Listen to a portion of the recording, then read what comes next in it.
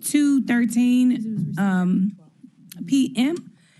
On June 1st, 2026, and I hereby call our budget committee to order. Ms. Mauricio, will you please call the roll? Thank you. Councilwoman Walker. Present. Councilman Smiley. I'm here. Councilman Dr. Warren. Present. Chair White. Present. Thank you very much.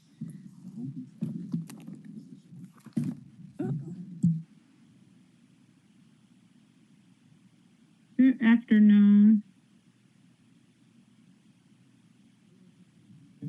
Good afternoon. Hi, Councilwoman Logan. Thank you for joining us. Oh, thank you all. Good to see everybody. We're being facetious.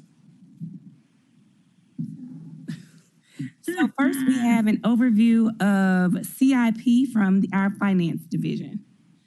Oh, no, I'm sorry, you all. I'm on the whole wrong day. I apologize. Walter said he's ready. Andre and Walter said they got it. I'm sorry. Y'all forgive me. Forgive me. This is what happened.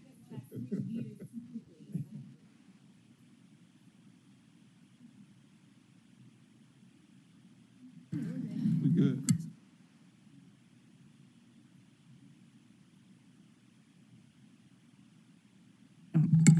Okay, so first on our agenda is an introduction of resolutions and a review session. So we have resolution number 2, which is Councilwoman Dr. Michael Lisa Thomas and Jerry Green. They're not here, so we'll hold that. So let's just do this. Let's hold the review of those resolutions to the end of this meeting, and let's just do that from now on so that we can kind of go through everything and then see what we have and allow more members to come in. So next we'll do the presentation on debt service CIP discussion. And I see we have Deputy Chief Walker here. Good afternoon. Good afternoon. And so please state your name and address for the record and you may proceed. Andre Walker, Deputy CFO, 125 North Main Street. So we're going to talk about the city's debt cliff. We had a brief discussion about a couple of weeks ago. The presentation you have before you gets a little more detailed background information on how do we go from a debt cliff of $63 million down to about $36 million. And what does that mean as it relates to the city's capacity to take on additional expenditures? All right, so what is the debt cliff? The debt cliff represents a reduction in annual GO debt service beginning in FY27. So in FY26, debt service up here, FY27, it drops down here. That difference is the debt cliff. Now, the debt cliff can change as the city, and it has changed as the city issued debt.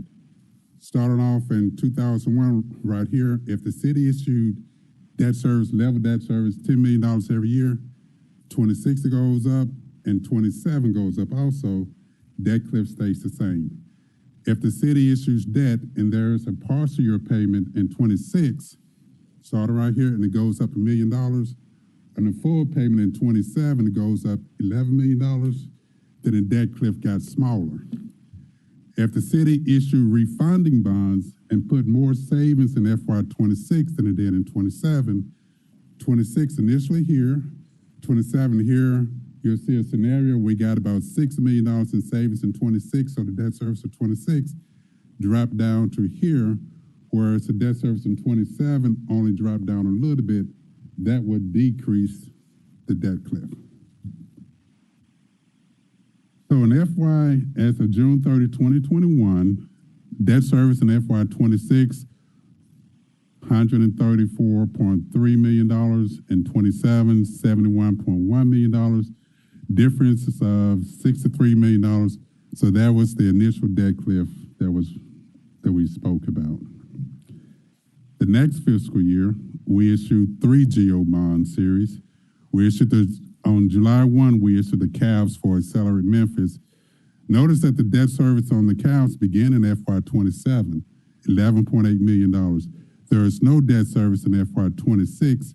So at the bottom, you'll see that the debt cliff decreased because of that one bond issue by $11,801,000. What was that bond? What was that? I'm that on was page 4. I'm assuming you guys have the.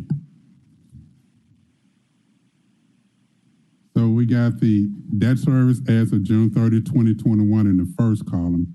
And then you'll see the next column, July 1, 2021, we issued the 2021 CAVs. And you see the debt service on it. It begins in FY27, $11,801,000 every year, basically through 2046. Because the debt service in 2026 stayed the same, but the debt service in 2027 increased by $11.8 million, that made the debt cliff smaller. We also, on August the 5th, issued the 2021 refunding bonds. And we put most of the savings in 2022 and 2023, and after that, it's about $180,000 per year. There isn't much difference between the savings in 2026 versus 2027. So actually the debt cliff, we put about $500 more savings in 2027 than in 2026. So the debt cliff increased by about $500. And then also on August the 5th, we issued GO bonds to take off commercial paper. We got a pretty much level debt service each year, about $8.3 million. But the debt service in FY26 is about $3,000 more than the debt service in 27. So the debt cliff increased by about $3,000. So we got an $11.8 million decrease, a $5 million increase, and a $3,000 increase. For the year, the debt cliff actually decreased by just under $11.7 million. Debt service in FY26 went from $134.4 million to $142.5, and the debt service in 27 went from $71.1 million to $91 million. So as of June 30, 2022, the debt cliff changed or decreased from $63.2 million down to $51.4 million. Now let's go to page 5. So in 2022, well, as of June 30, 2022, again, the debt service was $51.4 million. On July 13, 2022, we had another refunding bond issue that we had, which reduced the debt service in every fiscal year. Debt service in FY26 savings was reduced by $5.8 million. The debt service in FY27 was reduced by $118,000. So 26, we started right here, 26 dropped down about 6, and 27 dropped down a little bit, about $100,000. So that had an impact of reducing the debt cliff by just under $5.7 million. We did a 2022 AGO bond issue to take out commercial paper.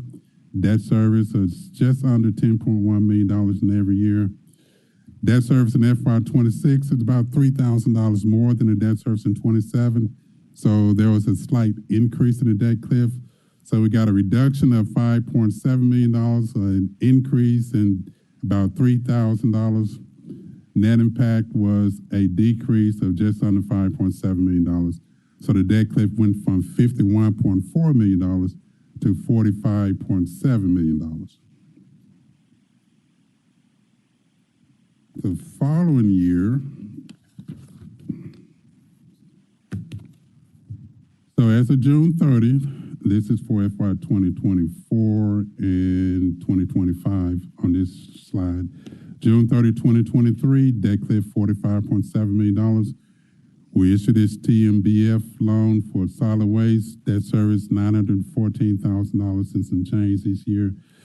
$200 decrease, no big deal. Debt service about the same at the end of June 30, 2024. And then in 2025, we had two bond issues, the 2024 A bonds. Which slide are you on? Oh, I'm 6. He's on slide 6. Oh, you know what? I'm sorry. I pressed the wrong button. Okay. My bad.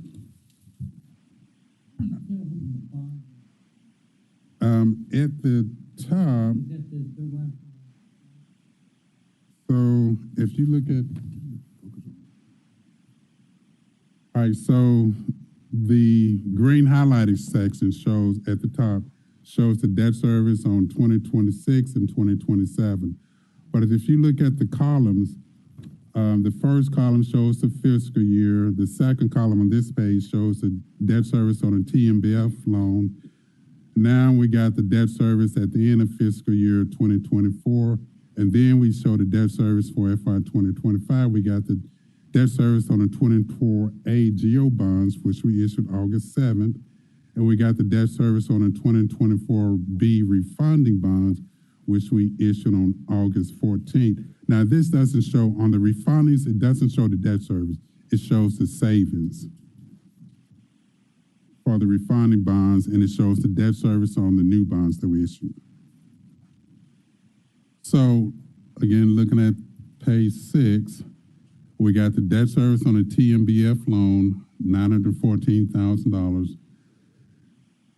$200 difference. So the debt cliff stayed the same in FY as of June 30, 2024, same as it was as of June 30, 2023, just $200 decrease. And it was $45.7 million. Beginning in FY25 on August 7th, we issued the 2024 AGO bonds, debt service in 2026, $13.8 million, debt service in 2027, $13.4 million. So actually the debt cliff improved slightly by $356,000, which you can see at the bottom of that column. A week later, we issued the 2024B refunding bonds, about $152,000 in savings in 2026, about $85,000 in savings in 2027. So it had a slight decrease in debt service in 2026 compared to 2027. So the debt cliff decreased by $67,000 in change, not material. So at the end of fiscal year 2025, the debt cliff remained the same, about $46 million, $45,959,000. Not too much difference between the debt cliff at June 30, 2024 or June 30, 2023. Going to page 7, make sure this is on the right. Yeah, I'm pressing the wrong button that time too. All right, on slide 7, FY 2026, we just recently closed the GO bonds on March the 4th. At the beginning of the fiscal year, the debt cliff was about $46 million. In this case, we got a partial year debt service in FY 26, just over $1 million. Full year debt service in FY 27, $10.7 million. So the debt cliff decreased by about $9.7 million. At the end of this fiscal year, the debt cliff would go from a $46 million debt cliff to a $36.1 million debt cliff. Yes, sir. Yep. Slide 8. However, debt cliff only refers to debt service on the GO bonds, annual debt service. It does not include the debt service on the city's economic development bonds, which for FY27 totals about $10 million. We got the 22 refunding bonds for the Electrolux project, debt service, $1.3 million. 21 economic development bonds for Accelerate Memphis, about $1.9 million. 24A bonds issued for the Sheraton Hotel project, $3.8 million. 24B bonds provided funding in support of 100 North Main project and AutoZone renovation. That's about $3 million. And also, it doesn't include or consider potential revenue shortfall, like Liberty Park TDZ revenue bonds. This year, we got about $200,000 against $3.6 million in debt service. So that's going to be a shortfall of about $3.4 million. AutoZone Parks 2014 sports facility bonds, shortfall about $1 million. For the very first time, downtown TDZ, we're projecting a shortfall about $1.1 million. Those shortfall total about $5.5 million. Now for FY26, this fiscal year, we're projecting a shortfall of about $18.5 million. 2.5 of that is related to the downtown and the Liberty Park TDZ. The rest of it is related to everything else. Next slide, page 9. So in conclusion, yep.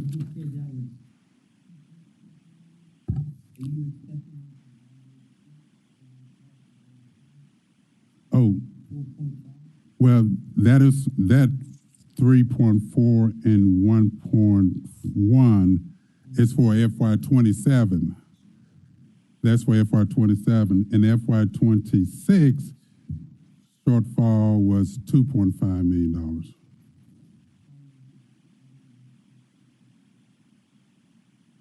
Oh, because that's the debt service for next year.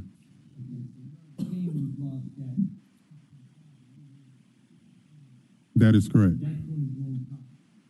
Yeah, that's going to impact the, it won't impact the debt cliff, but it's just to bring out the point that the debt service fund right now for this fiscal year is structurally imbalanced, meaning that the revenues coming in is insufficient to pay the debt service going out.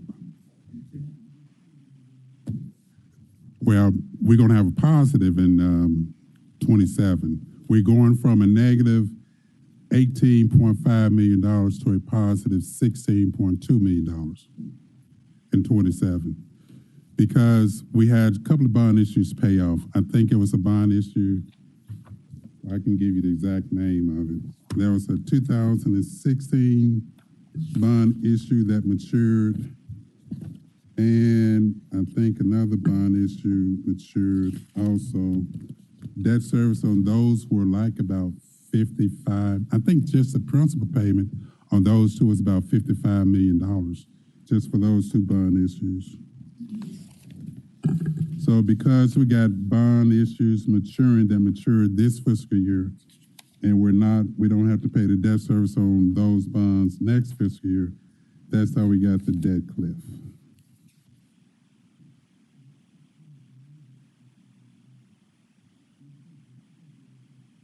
Yes, on various bond issues.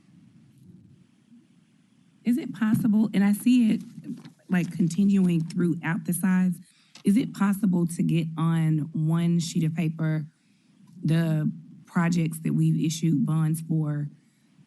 Like, so I see it here, like you kind of do it like the Accelerate Memphis, and then the next slide, you show where it goes down. Is this the completion of those bonds? For instance, like Series 2022 Refund and Savings Impact on debt cliff. Like, is it a way to see specifically the bond issuances and what they were for in a list kind of form?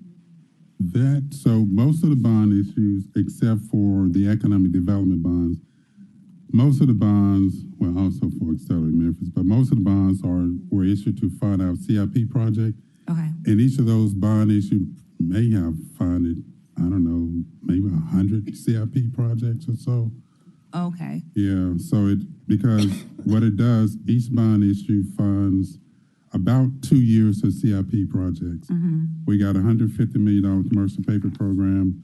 It takes about 18 months to 24 months to expend the $150 million. And then we issue bonds to take out the commercial paper.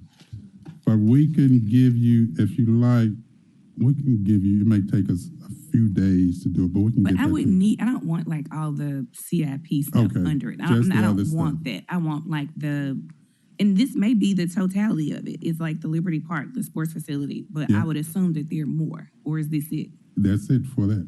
In terms of the major projects? For that one, is that sports facility as well as infrastructure within that, for that project. But that's all for that bond issue. Okay. All right, so in conclusion, $36 million decrease in debt service. We're forecasting revenue of $181.7 million, expenditures $165.4 million, difference of about $16.3 million. And that $16.3 million represents the additional spending capacity that we have due to the debt cliff. And I think that's the end of my presentation. Let me make sure. Yep. So the amount now is 16 million versus 63 million. Yes. Yes, if we're speaking about excess spending capacity, yes. About $16.3 million instead of 63. It looks like that goes down every year, and we have to replenish it every year. So, I mean, is it really a debt cliff, or is it just like accounting about we're not in the hole, but we're going to have to pay this off anyway, so we can't really spend it because next year is going to be more? That is a good point, and you're accurate. So this year, $16.3 million decrease. Debt service next for FY27, just GEO, if we're just talking about the debt cliff, the GEO debt service about $125.9 million. And FY28 is about the same, a little bit less, $125.4 million. But when we issue bonds to take out the existing commercial paper, in about a year and a half, the debt service is going to increase by about $11 to $12 million. So where you have a $16 million, everything else remaining constant, where you have a $16.3 million surplus, in about a year and a half, it's going to drop by $11 million and have like a $5 million surplus. So I guess my question is, I don't understand. It seems like we've got these bonds out there. Yep. We're paying debt on the bonds. Yep. Okay, so we're paying the interest on the bonds. Yep. Okay, and we've got that money and we've used it. Where have we used it? In general funds, or we used it in CIP? Or we've used it in a bunch of different places. Each one of these little areas that we're talking about is where we're using a bond. We're using a bond over here for the hotel. We're Yep. using a bond for the Liberty Park. Right. Okay, now once those things mature and we have to pay them back, then we refinance them because we don't have the capital to pay them all back. So we're paying interest on them for quite some time before we ever pay them off. Is that right? So when we do a refinancing, it's sort of like you got your mortgage. You know, if you got Yeah, it looks like we're paying interest mostly for the first 5 years on these things, right? yes, that is correct. Just like with the mortgage, if you got a mortgage payment of $3,000, you may have initially $2,000 in interest, $1,000 in principal, and each month as you pay principal towards your mortgage, that interest component decreases and the principal component increases, so that when you get towards the end of your mortgage, Yeah. if you got But we're never getting to the end. We're only going in about 5 or 6 years and refinancing all these things, right? Yeah, we refinance debt. We're able to call or refinance debt about every 9 or 10 years. We can't refinance And these are before 30-year then. notes, and we're doing them They're- every 10 years. let's see, the city issues for GO bonds typically about 25-year debt. So we're doing 25-year debt, Yep, and at year 10, we can we're refinance. refinancing the last 15, which is mostly principal at that point. Yes, yes, Okay. we refinance it for Okay. savings. So how much, how much do we have in principal in all these bonds that we've just sort of, it seems like we're just flipping them. How much do we have in principal out there on all the So, bonds we got? If we're talking about GO debt, And now- GEO is just for our infrastructure? yes, just for your CIP as well as Accelerate Memphis. Okay. GO debt outstanding as of today, about $1.5 billion, $1,454 million of GO debt outstanding Okay. as Now, of today. we spent all that money on our stuff already. Yes, over time, we spent all of these bond proceeds from all these bonds over time.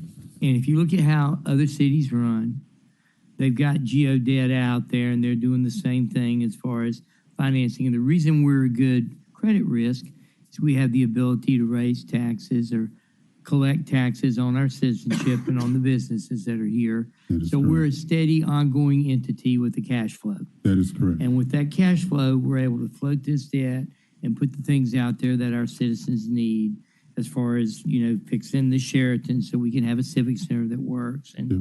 doing other things along that line. Right. So, being a simple family practice doctor, not necessarily a good businessman, I know this is how you do business. It's a reasonable practice, and we're capitalized in the areas that we need to be capitalized in.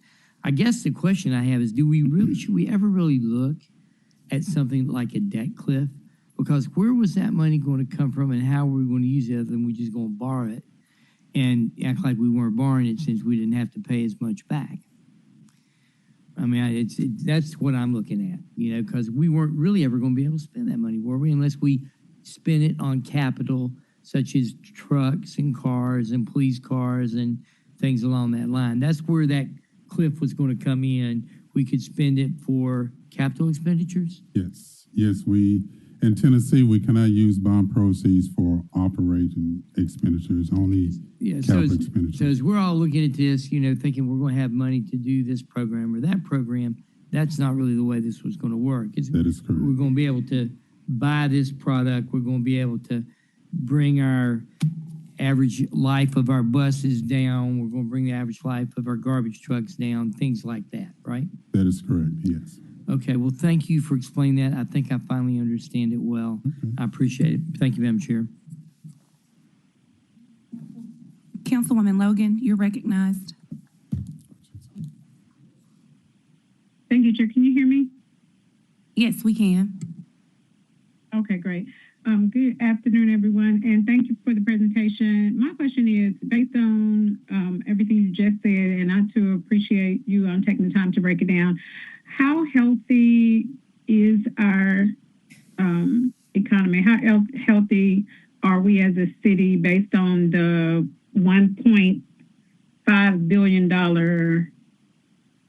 outstanding debt and the revenue that is coming in based on the trending revenue and the forecast for future revenue? Looking at the fact that we have lost population, have decreased in population, what is your prognosis, I guess, for our financial future, short-term, intermediate, and long-term? Okay. And I was going to say that is an excellent question, Councilwoman Logan. I'm trying to think of an answer, good response to your question, because it is an excellent question. One of the things that the city, when we look at each time we issue bonds, we have a rating presentation. We speak with Moody's and with S&P, and one of the things that they used to say is that the city debt is okay, but it's on the high side, and that is because they take a look at everything. They look at our unfunded pension obligation. They look at the amount of GO debt that's outstanding. the amount of economic development debt that's outstanding, obligation where the city has a potential liability, such as the sports authority bonds. If the revenues were insufficient, the city would have to step in, and the city and county would have to step in and cure those deficiencies. Thankfully, those bonds they're in good condition. We don't expect to ever have to contribute a penny towards the debt service on those bonds. But they've expressed that we have a lot of debt outstanding. They also expressed concerns about the economic environment in the city and the relatively high poverty levels in the city. They also, when they look at the city of Memphis GEO bonds, Moody's in particular take a holistic approach. They look at all the bonds outstanding that MLG&W has, the water bonds, the electric revenue bonds, the gas bonds. They also take a look at the sewer bonds when we issue GEO bonds, stormwater bonds. They take a look at everything when they consider the financial condition of the cities when it comes to making debt service on the city's GEO bonds. So they've expressed some concerns. They also look at the appraised value of taxable properties. Thankful in the past few years or so, the appraised values have increased, and the amount of debt as a percentage of appraised values has decreased. So I think a goal is about, that is very good. I think the goal is about 3%. It used to be greater than that. Now it's much greater than that. Now I think it's maybe 3 point something, like 3.2, 3.3%. So those are good factors that are in our favor. But one of the things that they focus on a lot, average family, median family income in the city is low compared to the nation and compared to the rest of the state of Tennessee. Poverty level is high. They take a look at all of that when they assess the city's ability to pay debt service on the GEO bonds. They also look at the fact that in Tennessee, presently, there's no limit on the amount of GEO bonds that we can issue. But I was told there may be some push to change that. But all of that is being considered by the rating agencies when we issue GEO bonds. Thank you. Okay. Well, I had part B to that, follow up on that, Chairwoman. Okay, so knowing that, is it possible for us to get an overview or inclusive look at the health, financial health, that includes what MLG&W is doing or the bonds that they have, that includes all of those factors that you said, because all of those impact the entire health, the entire look at the health of our city. We're just kind of looking at it from one standpoint or one lens, when in fact there are a number of things that are impacting our total economic health. And I think when we had, like if MLG&W comes and they give a presentation and they're talking about issuing bonds and all of this, we have to be cognizant that that impacts our bottom line or what it looks like as a whole. So I would be very interested in seeing a report on our health, financial health in totality, focusing on those things that they're looking at as well, and what that looks like in general. Hi, it's Walter Person, CFO 125 North Main. Yes, ma'am. We actually, when you get a chance to look at our annual comprehensive financial report, it does capture all the debt, including MLG&W debt, in that document. But we'll take that information and put something together for you. Deputy Chief Walker, as he described very eloquently, it is broad-based, and they take a broad-based look. But if you look at the ratings of Moody's, you can pretty much rest assured when you look at them, especially because of the approach they use, it does capture a look at the overall city. So he's right. We are constrained by a lot of natural things associated with population and median economic income, but I think that the big story that he's providing is, as we stand now, we are in an adequate position to service the debt that we have. Thank you. I look forward to getting that report, even though it's, it's really, it's given to us and it's very complicated in that book you're talking about. But if you all could do a presentation and present it like you've done today, that would be very helpful. Yes, ma'am. Thank you, Chair. You're back. Thank you. We have, let the record show that Councilwoman Cooper Sutton has joined us, Councilwoman Green, and Councilwoman Dr. Easter Thomas has joined us as well. Councilwoman Green, you're recognized. Thank you, Chair.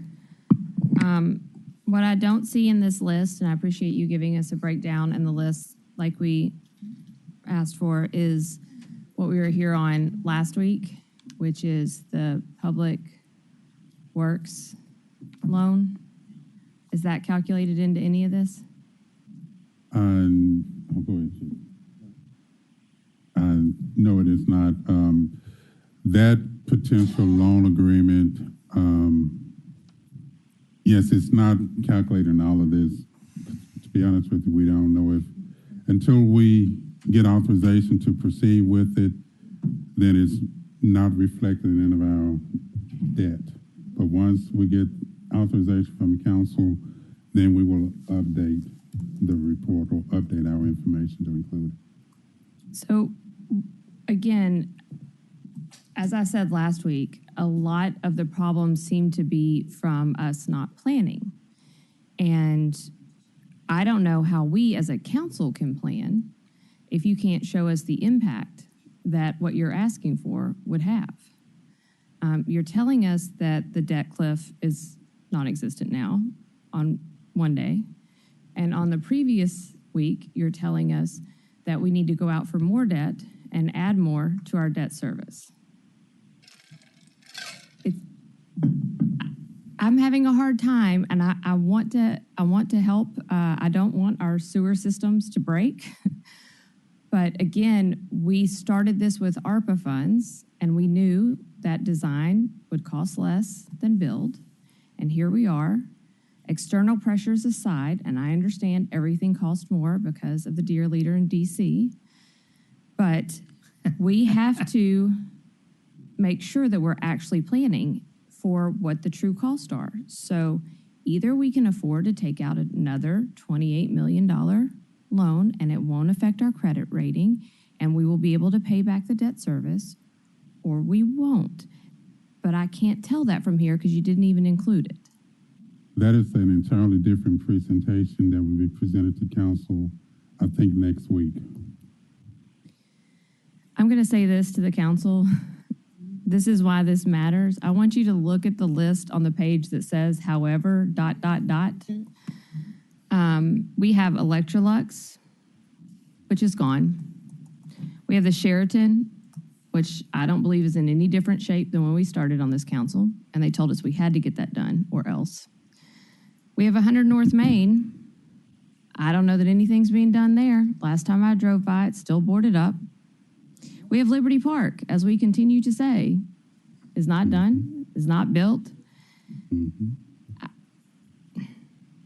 Every one of these, your total was 18 million, right? Wow. 18 million. And we did this math just the other day on how many pennies on our property tax that is. And if we do it again for public service, we're getting to 10 to 12 cents on your property tax. If I came in here today and asked all of you for a 10-cent property tax increase for the Sheraton and 100 North Main and Electrolux and Liberty Park, what would y'all say to me? What I really want to say? That's where we are. And so, like, sometimes we say yes to these things and we're not seeing the consequences. So I'm trying to highlight this here now so that as we're taking votes on things like this loan that they're asking us to do for public works, we understand the consequences on the back end because it is affecting people. I know we have, tax breaks for seniors, for disabled, but it's not enough. And not in this economic environment with groceries and gas and utilities and medicine the way it is. They can't afford an extra 10 cents just so we can have a bunch of projects that don't come to fruition. I think it's important that when you're coming to us with the overall picture of debt service, and I think multiple people have said they want a list. Like, we can't leave off your most current ask of this body and how we should be factoring that in, if it is affordable or if it's not. Because I feel like I'm being told debt cliff's gone. By the way, go out and take out more money. At Liberty, I'll take a little Please. swing at that. So Just as long as you're not taking a swing at me. no, ma'am, never, no, ma'am. So to Deputy Chief Walker's point, we're in the process of working with an external consultant to try to put together specific cash flow statements and other items that were requested of us and of Public Works that weren't here and available for you all last week. But that debt, number one, has not taken place yet, so he could not incorporate it in his presentation, so he's very correct in that. The other element of that is this. When you talk about Public Works, there are two funds there outside of the one that is associated with General Fund, and they're both enterprise funds, which means that they're associated with fees that are generated by sewer and stormwater. So though they will have an impact on the people that reside in this area, being Memphis and to some extent Shelby County, they are not tax-based, they're fee-based. Right, they're fee-based, and right now there is a request to increase the sewer fees by about $13 per person. So again, I say to you, if that enterprise fund is also an impact on individuals. Our paying off debt service is, pennies on our tax rate. All of this goes back to the citizens paying for our poor planning. Every bit of it, either our poor choices in what we're investing in, like, I wasn't here for Electrolux, so I'll just say that. I don't know how to explain more clearly that we've just got to be careful with these giant asks, and that's why we have slowed you guys down and said, no, give me more information on $28 million, no, we're not doing same night minutes. And it's not because, what you're saying isn't worthwhile. We want our sewer systems to work in this city. That's a pretty basic need. But we also want to make sure that we are doing what's right by our taxpayers and by our fee payers. Like, that fee is not nothing, especially when we've increased the MLGW fee, we've increased the wheel tax fee. Every time I turn around, as Councilwoman Cooper Sutton keeps reminding me, we are increasing fees on people. That is problematic too. Yes, that fund might be doing well. Why is it doing well? Because we keep charging people more. So I don't know. I don't know how to really balance this with your ask, and so I would love any clarity. And maybe Public Works has to explain it. Maybe Deputy, you can explain it to me what that impact would be and what that impact would be on our credit rating, et cetera, so that I can understand if that's a good use of my vote and our money. Thank you. Thank you. Councilwoman Cooper Sutton, you're recognized. Thank you, Chair. Bottom line is, this is what I'm hearing, and I'm just going to just put it in a nutshell, and then you can clarify if this is correct. Bottom line is that the debt cliff can absolutely trigger a future budget problem, or can both be an opportunity and a risk. So is that what I'm hearing? It is, I would say that it is definitely an opportunity because, again, going from FY26, negative $18.5 million to FY27, positive $16.3 million. So that is definitely a benefit to the city. If it wasn't for this debt cliff, if the debt service on a GO bond stayed the same, then we will have another year of a negative $18 million. But instead, we got a positive $16.2 million. So that is like a 34.7, almost $35 million difference. Negative 18.5 to positive 16.2. So I think it is definitely a positive thing. The debt cliff we're not going to have $16.2 million in excess revenue in the debt service fund every year. Because again, when we issue bonds, again, we're going to probably issue bonds in about a year and a half. Debt service is going to increase by another $11, $12 million. So we go from everything else remaining constant, we may have a positive $5 million or something like that instead of a positive excess revenue of $16.3 million. So it isn't anything that we should use this surplus revenue to pay for ongoing expenditures. Maybe something that's kind of short-lived or whatever, because that $16 million surplus won't be there every year. So it won't be there every year. And I just want to just kind of piggyback off of what my colleague said, Councilwoman Green. And I know you said that is going to be another presentation. But everybody that sits in those seats always bring us the good parts, the plush parts. And I understand that. Mm-hmm. But when reality hits, and then we ended up right back trying to explain or defend why we end up back where we end up at. And I appreciate the presentation. I appreciate the hard work. Mm-hmm. However, what is the risk? If all that right there, what you just said, all that good stuff you just said doesn't play into part, what is our risk? And I'm just being realistic. I'm trying to because think as a risk. business person, mm-hmm. having multiple businesses, and I know we want to project all the good opportunities and the positives, but we're here now. Even what Chairwoman White was even asking for, we know we can't use it for operational. We know that it's only for, But when I look at 100 North Main, I think this is something that was done was this issued on some different type of bonds? 100 North Main and AutoZone? Yes, those were economic development bonds. Those were different. Yes, ma'am. If I can recall, they were issued under different bonds. Yes, correct. But however, look at it. Liberty Park, look at it. We never finish any projects that we start out, or there's always some type of barrier that's there. And the thing is that we don't want to add any more burden to our taxpayers. And how do we deviate from that? Well, where we are right now. I want the honest to God truth. I don't want your professional. I want the honest to God truth. You do an amazing job. That's what you do. That's what you do.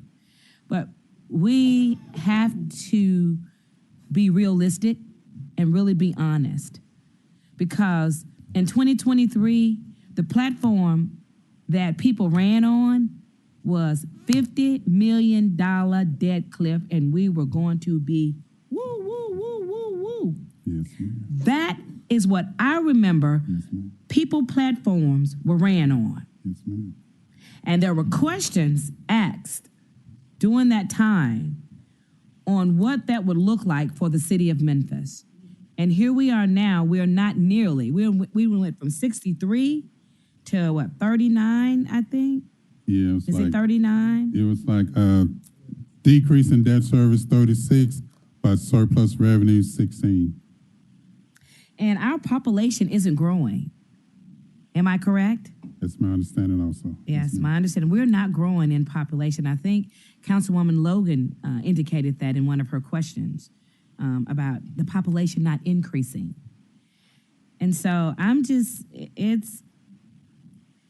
it's very puzzling. And what I do not want to do is, what I do not want to see, whether I'm sitting here, not sitting here, but I live here. Yes, ma'am. And most of the time that we've seen through the years here and through the decades and the previous leadership and the leadership where we are now everything ends up on the back of the poor taxpayers. Yes, ma'am. Even with the Sheraton Hotel. And so I still don't even agree with that, but we're here now. And I'm just prayerful for us here in this city.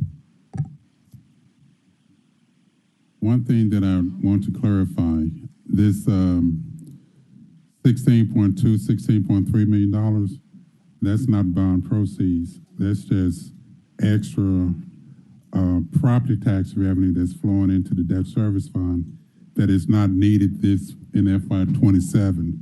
So there is no restrictions on the use of that. Thank you, Chair. Thank you. We now have Councilwoman Dr. Isha Thomas. Thank you, Chair. Question. I get what's going on. For the 16 that we're saying estimated surplus, is that already looped into the CIP budget that we received?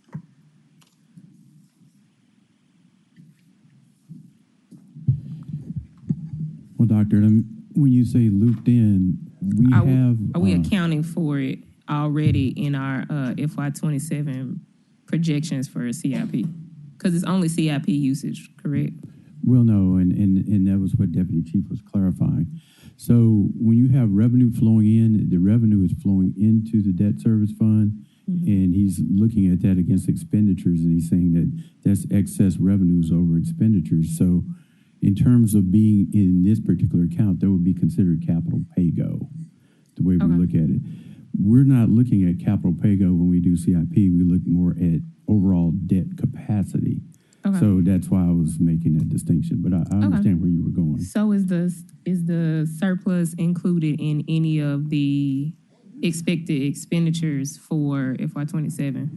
In a sense, it is, because we were looking at an initial debt capacity of about 101, maybe $101.5 million, but we went up to 106 to allow for additional projects to come on board, because we were seeing that there may be an opportunity for some excess revenues. We didn't take it all the way up to full 16 because at that time we were not exactly sure, because again, CIP was really projected much earlier in the year. So that means that as we're looking at this presentation, we shouldn't come under the opinion that the 16 is available. It's already been included in FY27 budget presentation. In a sense, yes, ma'am. And that's what he was saying, because that money can ebb and flow. If he has additional projects that he has to issue debt against, that could eat into that a little bit. If there are other expenditures that come up, like they often do with CIP projects, cost overruns, change in scale or scope. So it is available or it isn't available? Well, everything in finance is always kind of temporary. What I mean by that is, if we stand today, yes, that it's money just me exists. and you talking. I know, but I'm just saying, finances are temporary. It's a very fluid environment. It is available in the sense that that's money that is projected to be excess revenues against expenses. But for FY27, if you're asking me, at the end of FY27, will we see that exact amount? I can't say that we will, because most likely things will happen. But for the end of FY26, we're projecting that amount. Yes, ma'am. Okay. I'm asking because when we present our resolutions for budgetary, and I bring back up that I told you I was, so no surprises, about moving the pre-K from 7 million to 8.5, it's there. Yes, ma'am. All right. That's all I need. Thank you, Chair. Thank you. We're going to move forward with the CIP discussion.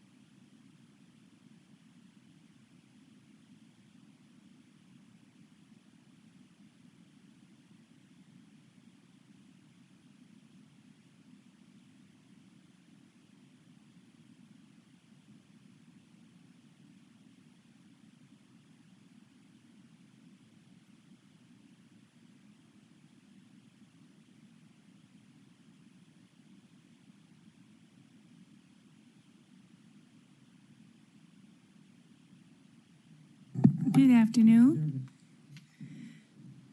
Hey, good afternoon. Hey, you can state your name and proceed and address for the record. Jasmine Thank Joyner you. Marshall, 125 North Main. Thank you.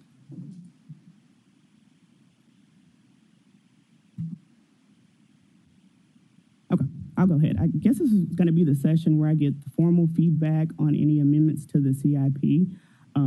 So far I have Dr. Jeff's requested amendment of 1.5 million in addition for the zoo maintenance project for FY27.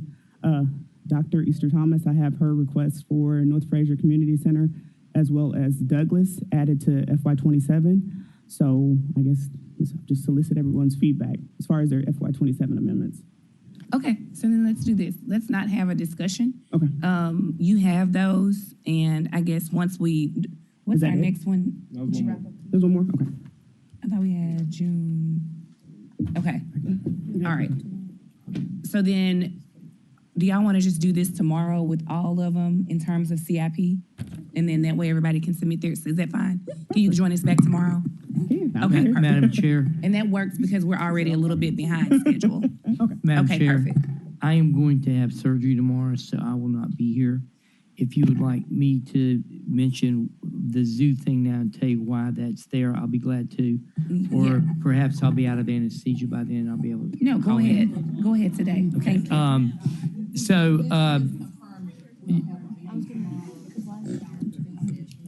Yes, we will have budget wrap up tomorrow. Thank you. Thank you, Dr. Warren. Go ahead. One of the things that goes on with the zoo is they have very specialized infrastructure where they've got a lot of pumps, a lot of things that have to be functioning to keep the animals and the fish alive. They have infrastructure that we don't really have the capability of going in and fixing because it's highly specialized.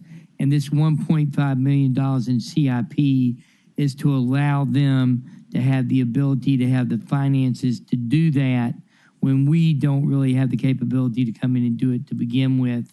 And that way we can move rapidly should we have a pump in an aquarium break, or should we have a problem with sewage in the elephant area, that they're able to get there and fix it quickly.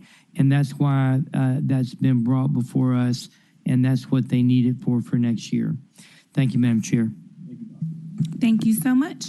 And we'll make sure that we get all of those. If you all could just check with Ms. Mauricio and just make sure that you have all the resolutions, and then you can just tell us how it fits into our CIP overview. Will do. Okay. Thank you so much. Thank you. All right, next. What time is the time cut off? Well, our time cutoff is by noon for the next day. So I think we should have all presentations by now, or all proposed resolutions by now. So I think yours number 4 would be the last one. Or by 12 tomorrow, but we don't have another meeting after that. Okay. Wrap up. So yeah. Thank you. Next we have IT presentation. Hello.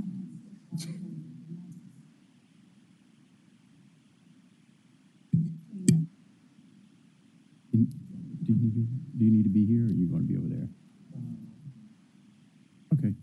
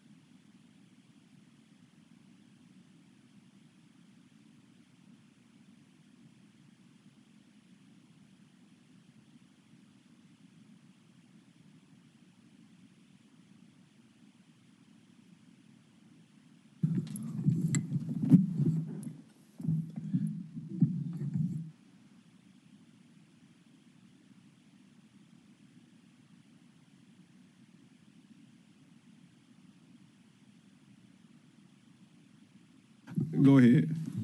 Name and address and go ahead. Good afternoon. Yes. Okay. My name is Augustine Boateng, Deputy Chief IT for the City of Memphis. Today presenting the IT Ops budget. Okay.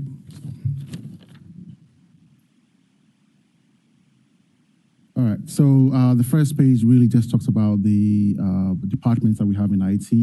We have 10 departments consisting of operations, project management, enterprise application, telecom, data center, service delivery, network, information security, admin, and finance.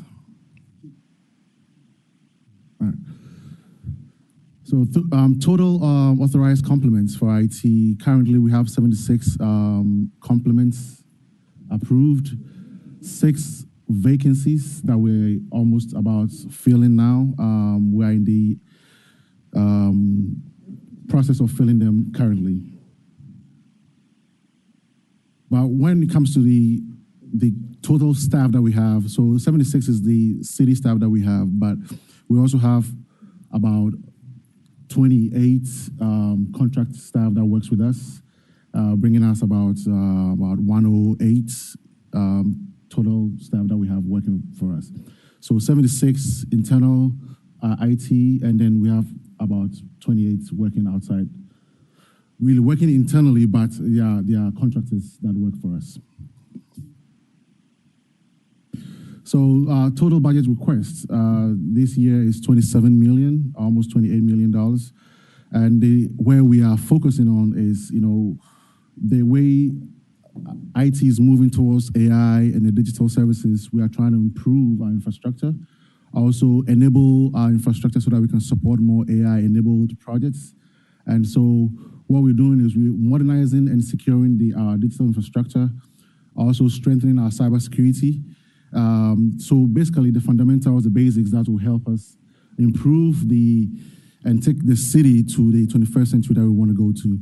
On the second note, right, also expanding digital services for residents and employees. The one I want to highlight is the training that we're going to be doing. We're going to be focusing. Quick question. If IT is transitioning to more AI enabled, yes, it seems like the personal expenses should be decreasing if we're moving more toward technology focus. Why the increase? Sorry. Which one? Sorry. I'm looking at the budget comparison on page 5. Yes. And it says the FY26 adopted budget was 7.5, and FY27 proposed is 7.8. Yes. But I think you just indicated that we're moving more to a AI focused system. But usually when we bring AI, we decrease the number of jobs and decrease the amount of expenses. Why these expenses seem to be increasing? Well, so I think what we've seen with the little research we've done, the misconception is that AI is replacing people. But what we do is we need the human in the loop. We cannot replace most of the work that our team does. We need that AI is going to augment what they do, but not replace what they do. So that's where we're focusing on. And the increase that you're seeing from the 7.5 to 7.8 is we did a right sizing of our help desk, service desk, and increased their salaries to a more comparable salary across the city of Memphis, because we were losing a lot of our help desk team because of the way our salary structure. So that increase is, that's what you're seeing over there. Oh, how many more people did we add? So we have 76 total internal city staff, but we've brought on some contract staff to help with some of the projects we're working on. Okay. Yep. Keep on. Okay. So I was on page 4. I was talking more on the expanding technology training and access to resources at senior centers, libraries, and community centers. We are focusing on. So last year, what we did was we did training. It was once a year. What we are trying to do is now we're going to increase that that frequency of training. So every month we're going to try and pick a community center or a library where we'll be offering digital services, training to the seniors, and also to really every every citizen who can come and get free training from the city of Memphis. All right, so going on the historical budget comparison, as I explained earlier, the reason for the increase for the FY27 proposed is the increasing in the salaries. And you see a decrease of $1 million in the M&S. We did some right sizing of our software and took away some overlaps, and that helped us right size the cost for the software and the materials and supplies, M&S. Do we have a breakdown of what's this $20 million? Not here, but I can get that for you. Could you send it over? Yes, we'll do. So, moving to page 7. So the major drivers for our budget is, of course, as I said earlier, the software costs and the personnel. Software costs, we see it go up every 10% minimum every year. So year over year, software costs keep going up. And so we try to negotiate with our vendors, but they're also trying to make money. So it's tough to keep the software costs down year over year. So that's what keeps increasing. Personnel costs also, as I said, we need specialized skill sets in some of the projects that we work on. So bringing those personnel also affects our personnel costs. That's on the contractor side. And of course, hardware costs with tariffs and all that's going on. What we've seen, it's even now difficult to even do a quote for, say, a desktop, because you do a quote today, tomorrow, it increases, and then we have to go back to get another quote, right? So especially Dell, who's our major partner, we have to always constantly budget maybe plus or minus to be able to ensure that we are within budget.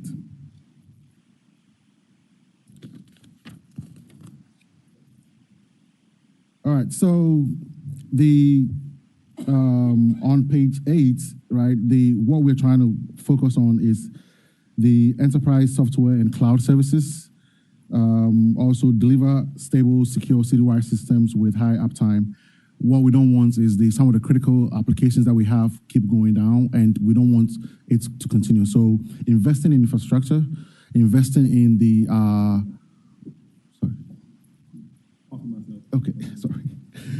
investing in cybersecurity and network infrastructure, and also investing in our data center and our storage systems to help with the solutions that we host internally and even in the cloud to become more stable. This was our metrics for FY26. Our target for system uptime was 99%, and we achieved that. And then average call handling, that's our help desk. Target was 7 minutes. We did achieve that and even did better. And then the mean time to resolve network outages. So we targeted that if a network goes down, it shouldn't be down for more than 4 hours. We're able to achieve that. And then the first call resolution should be greater than 85%, and we're able to do that also.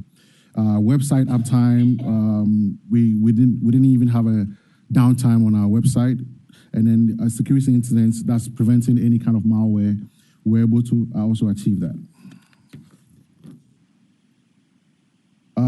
As I said earlier, right, one of the major focus is because if we don't keep up with AI and where AI is going and AI first applications, we're going to be left behind. So we are investing really heavily on the AI side. We are bringing people to train our staff. Also, we are getting licenses for users to be able to use AI, and even the council can take advantage of those licenses. So if there are any interest, let me know. But we are really investing in that AI part of technology to keep us abreast with what is going on with the rest of the world.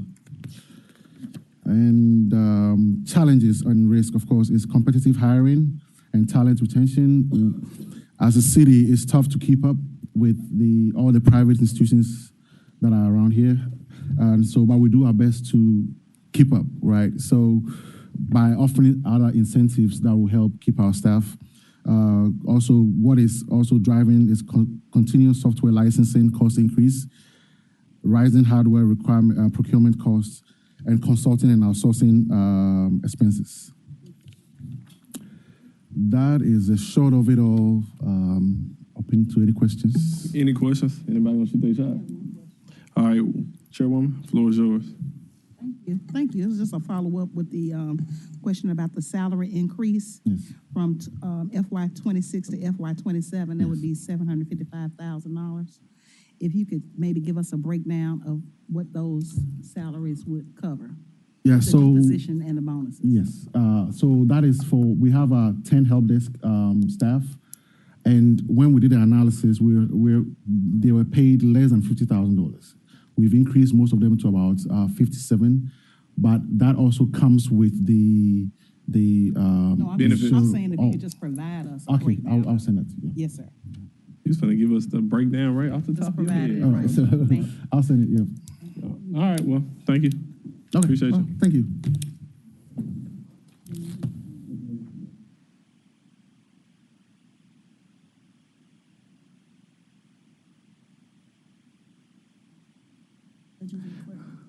All right. I don't know who's next, but if you want to come up here, shoot your shot. City Court. Judge out in the hallway. Tell her she want to take a break, she can.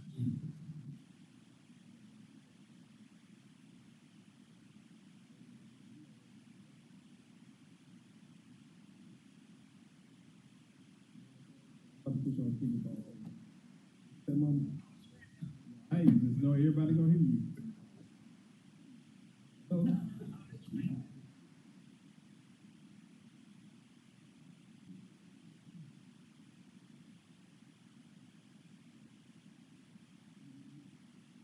Watch what you say. Everybody give you, it's like 40 people there. Oh, you got something else to say?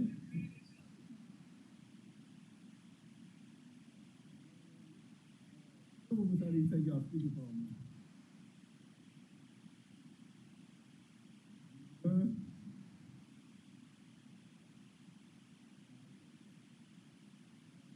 Somebody can make a presentation. Can I go off the phone?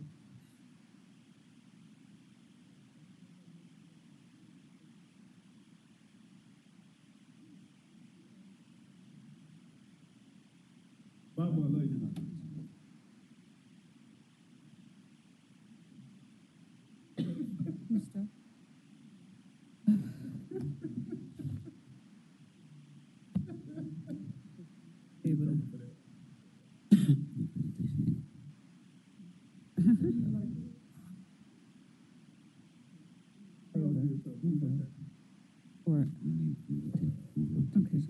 Okay.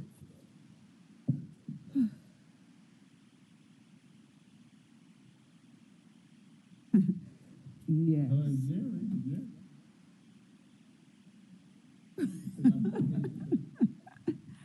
The weather got me when it was raining real bad, and I was going to get the mail. I left the mailbox open and slipped on, you know.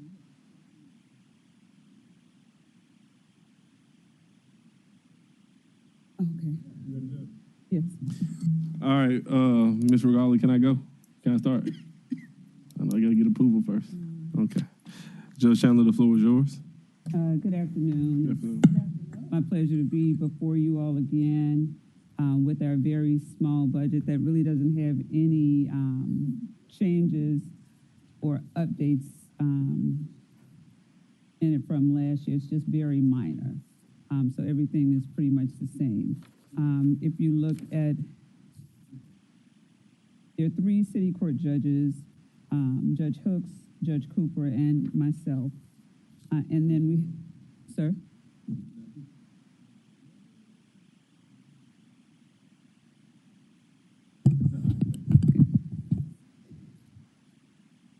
There are 3 judges, Judge Hooks, Judge Cooper, and myself. And we also have our authorized complement a court interpreter and also an executive assistant. And that's remains the same. That has not changed.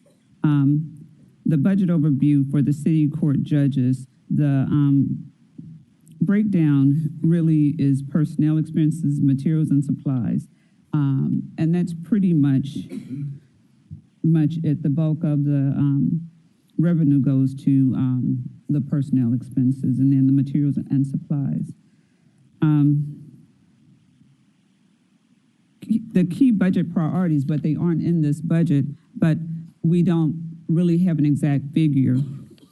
I'm sure you all are aware that Shelby County has mentioned relocating the courts out of 201 Poplar. So that's kind of on hold, I was told. We pay about $1 million a year for that, right? As far as I'm aware, yes. We get a hustle. Yeah, but our lease agreement is under the police department's lease, and at some point after, this budget season right now, to work with someone to have us removed from the police department's lease, and the courts have their own budget, so we can be responsible for our own lease, and also have a more direct role, right, in location and where we are, because we've worked with real estate and looked at some buildings, but they aren't suitable for our needs. So I think because we aren't falling under our own lease. Have you looked at any of the properties that are currently city owned that may need some TLC? There's a lot. The city owns a lot of. Well, the city has significant assets that may need some real renovation, but we're spending $1 million a year to lease a property. I think there's better use of those funds. Right, I agree. Years ago, I had suggested that the old police precinct on Adams be turned into the courts, and also have a police museum on the bottom level right next to the fire museum.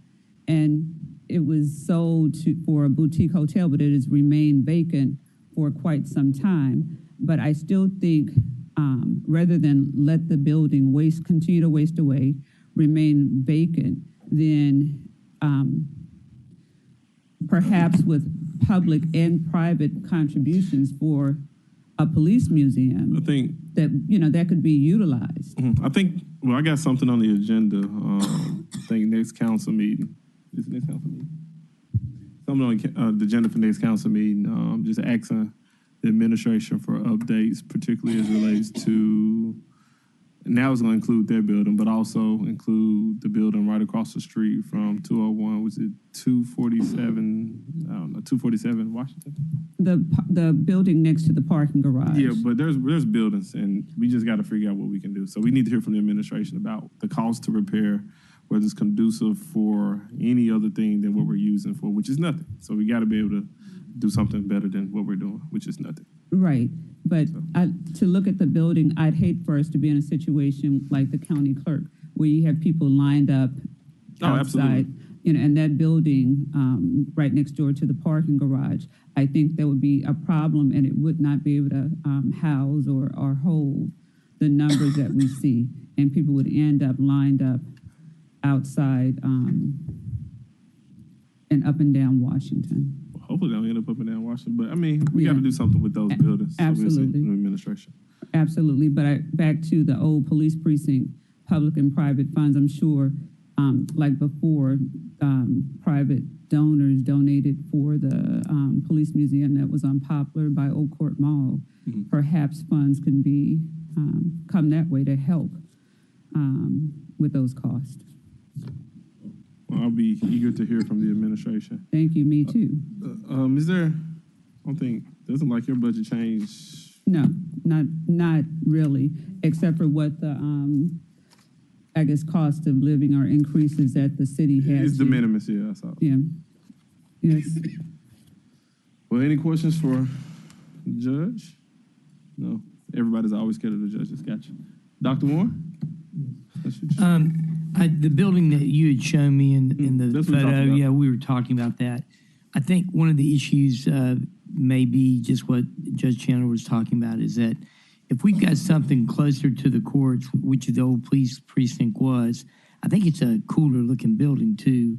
Be nice to see if we could get that, fixed up and used for them. I don't know. I'm interested in what the administration's going to tell us. We don't know what the administration going to tell us. I would say But I don't know how bad the building is right now. I don't know how bad either one of the buildings are, but Yeah. both of them are in close proximity with 201 Poplar. We know we want to keep the judges in close there. I say this. I've been saying it since 2021 after I got schooled by Councilwoman Robinson and Councilman Jones about this body sets the priorities. The body ultimately chooses what they want the budget to be. I think once we hear from the administration, the body has to make up in its mind which way we want to go. We hear, we get advice, and then ultimately we got to decide whether we want to take heed to that advice or if we want to chart a new course. So we look forward to the information from the administration, also in context hearing from the judges as well. But no other questions for Judge Chandler? Thank you so much. Thank you very much, and I'm willing and able for any discussions. I don't know how able you are with the show. I'm teasing. I'm teasing, Judge. I'm from South Memphis. Straight from South Memphis. Right. I think I need to call my mama and put it back Mr. on phone so Smiley. y'all can hear. She's straight from South Memphis too. File home. Thank you. All right, very thank you, much. Judge. Yeah.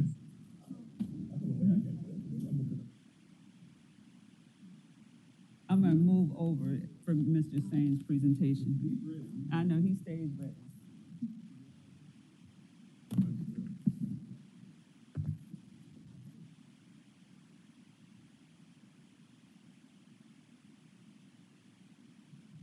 Trying to tell Meredith to get me, but it ain't gonna work. It just ain't gonna work today.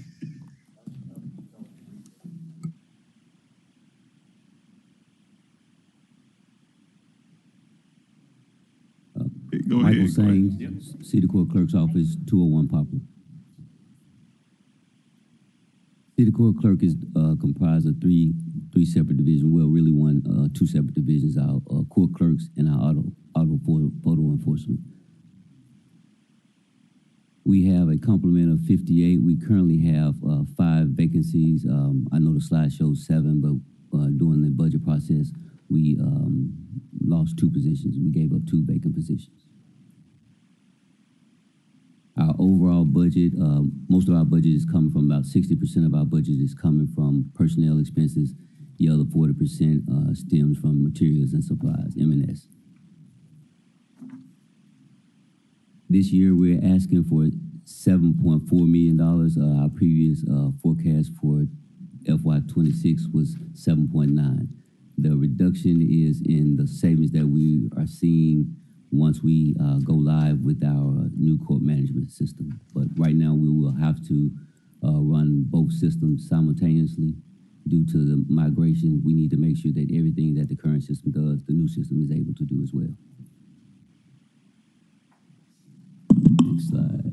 You got a question? You done? No, I was waiting on him to go to the next slide. Okay. I was about to be excited.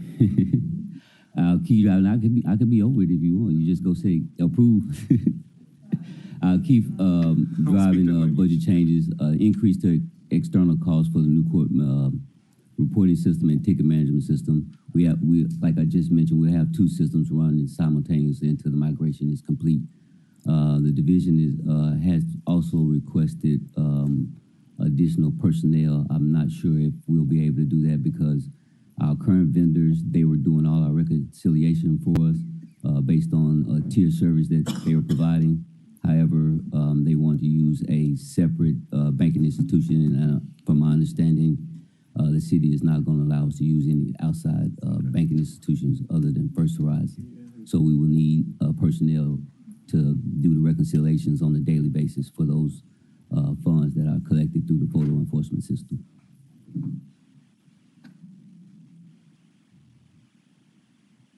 This budget just is going to help us improve our efficiency with dealing with the public and enhance our deliverables for the courts.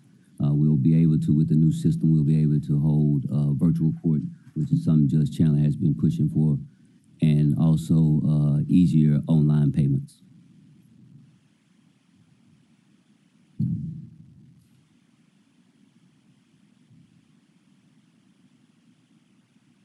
In the allocation, approximately 6% of the budget will go towards this initiative for the new court management system.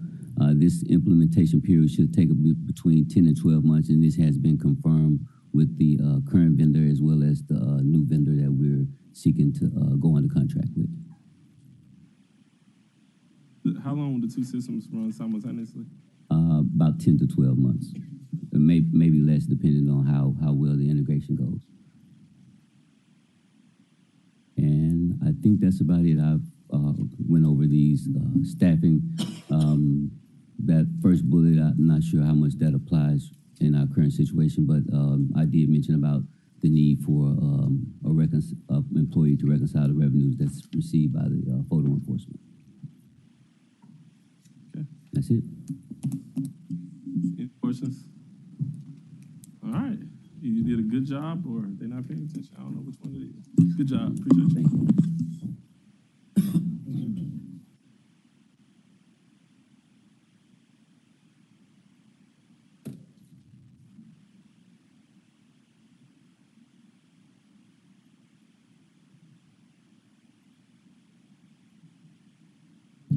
That's why.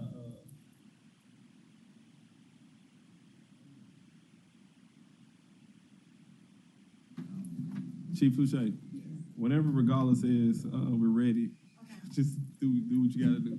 But Regala's not ready yet. So.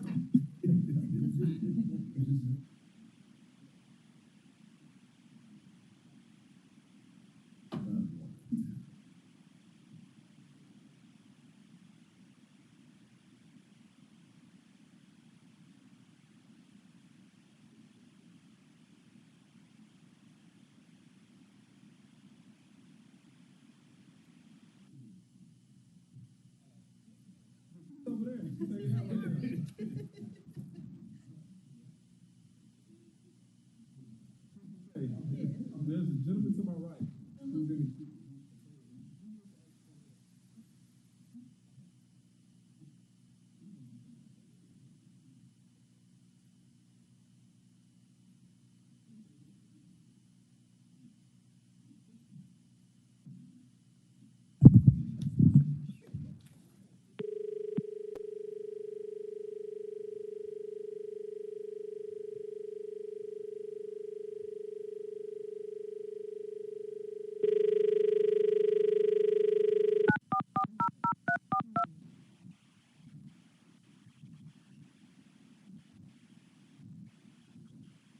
Welcome to the audio conferencing center. Please enter a conference ID.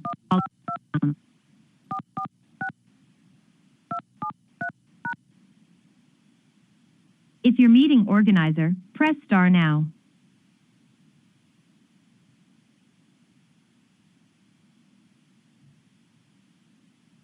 After the tone, please record your name and then press pound. You are now joining the meeting. You are now joining the meeting. This meeting is being recorded and transcribed.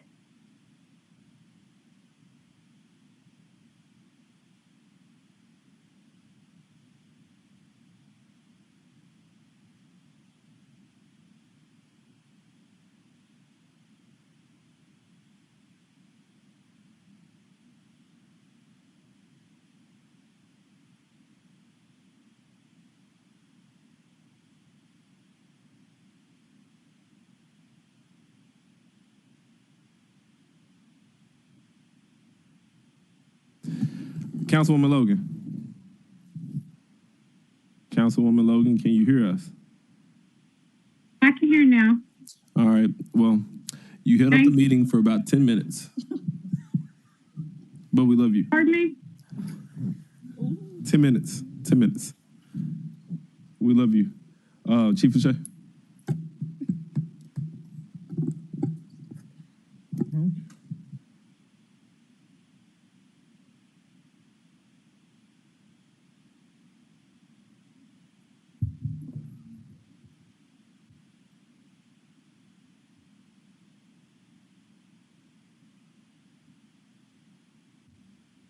You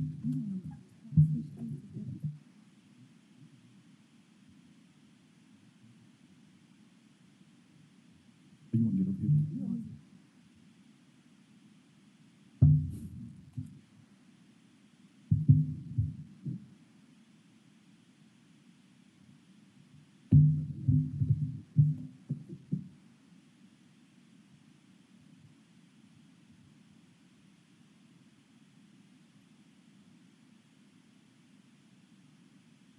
The floor is yours whenever you are ready. Name and address. Good afternoon.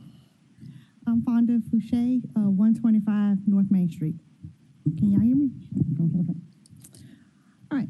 I am going to present the three HR budgets today: General Fund, Healthcare Fund, and OPEB Fund. Today, we're going to start first with the General Fund.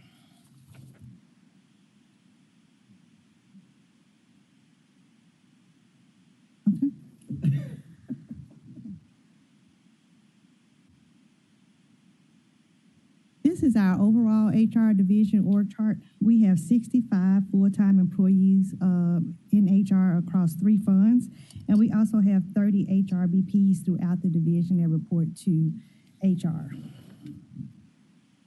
Our HR division complement is currently 63. We are asking for 2 ISLs in our healthcare fund, and I will discuss that more during our healthcare presentation.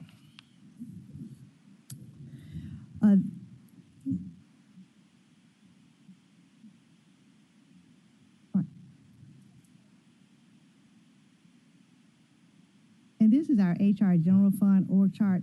In the HR General Fund, we have 48 full-time employees. The next slide is our division authorized complement, 48. All our positions are currently filled, and we're not asking for any new positions in FY27.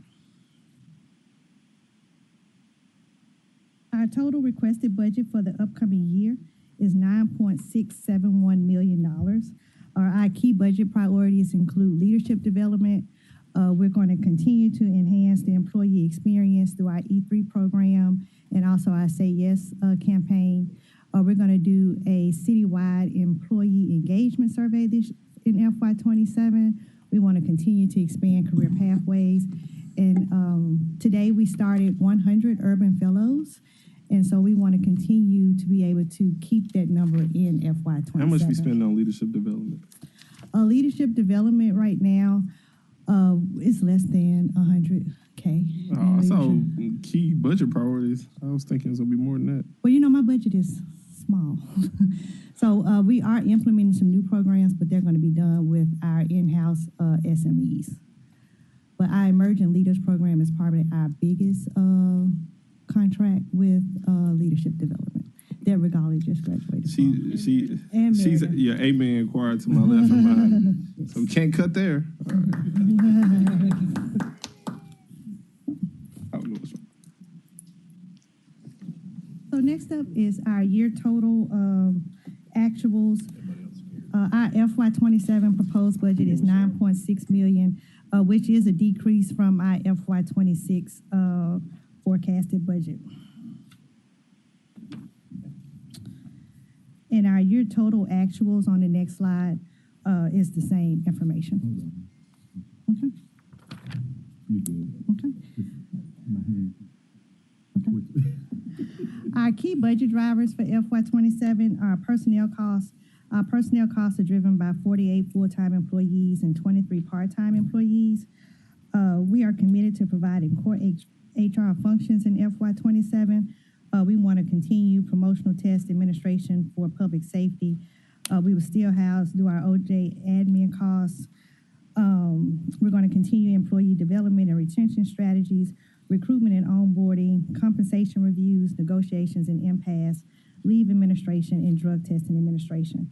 We'll also continue to do our pre-employment medicals for public safety and drug screens for our new hires. In service, how much? Miscellaneous professional services. Our miscellaneous professional services this year is it 3.3? And do we have that broken down somewhere? Yeah, we got it broken down. 3.3 million. You got it broken down somewhere? I just James want. will pull that for you.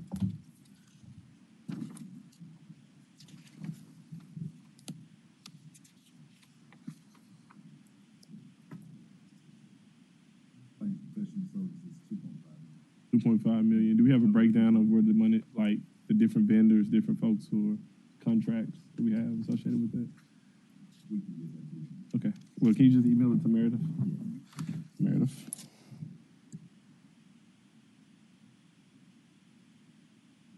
The total for materials and supplies. 3.3 million.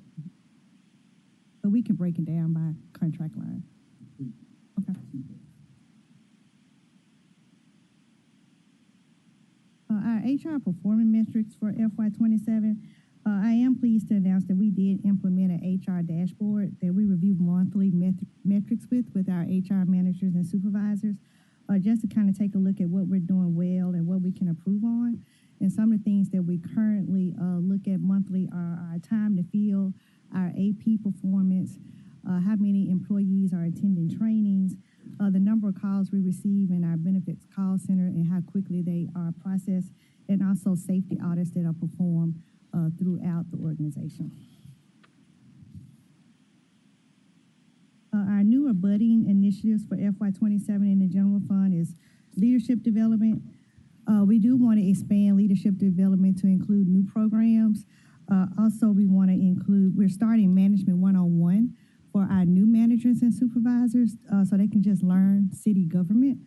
But this is going to be done in-house working with our SMEs. And then we're going to still focus on emerging leaders and executive coaching, as well as offering our quarterly trainings that we offer to all employees. Would the managing one-on-one be available? So we had our first session start in May, but we want to start doing it quarterly instead of once or twice a year because we want all new managers and supervisors to take it. Does it extend to council office as well? Yes. Okay. It's a new manager or supervisor, yes. So when actually we'll do it when they come on for their onboarding and go to new hire orientation, we'll sign them up for the next available cohort.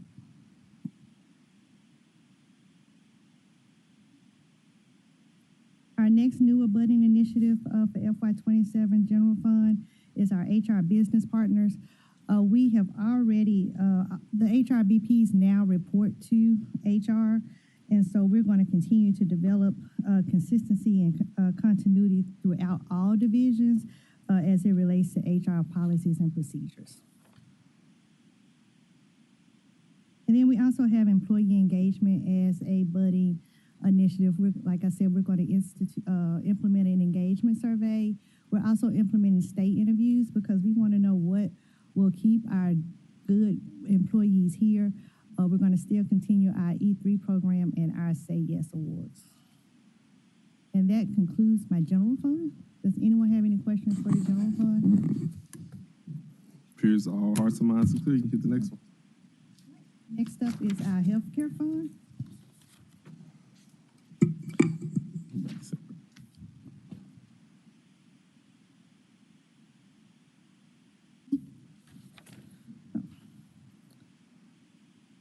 So the org chart for the healthcare fund, we have 13 full-time employees in our healthcare. That's in our healthcare fund. That includes an increase of 2 employees in FY27. In FY26 we had 11.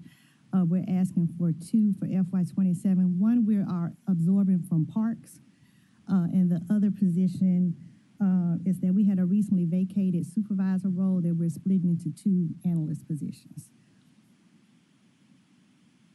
Our total requested budget for the upcoming year is $121.192 million. Our key budget priorities include our employee health services, expanding our healthcare services at the employee clinic, our total rewards marketing and advertising campaign. We're also implementing a lifestyle spending account, and also our expansion of special benefits to include child care and adult care, thanks to Councilwoman Yolanda Cooper-Sutton. If you look at our adopted budget, there is a 13.68 million increase. Huh? Oh, sorry. It's a $13.6 million increase. 11 million of that is claims that projected claims. That's the biggest increase in our healthcare fund, our claims. And this side, the actuals is the same as our adopted.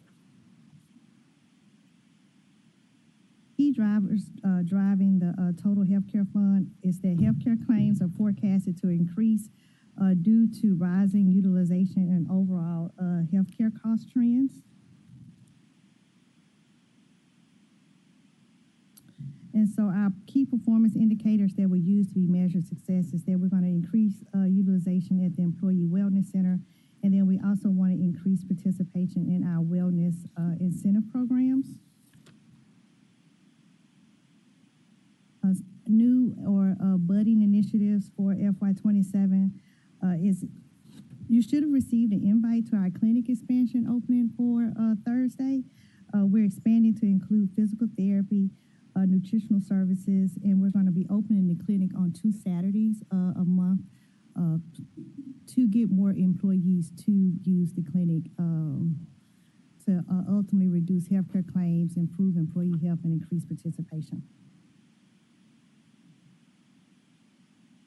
Our next button initiative is our Total Rewards marketing and advertising campaign. This is probably what I'm most excited about because great people deserve great rewards. And so we want to increase awareness, usage, and understanding of available benefits among full-time and part-time employees. We want our employees to know all of the great benefits that the City of Memphis offer.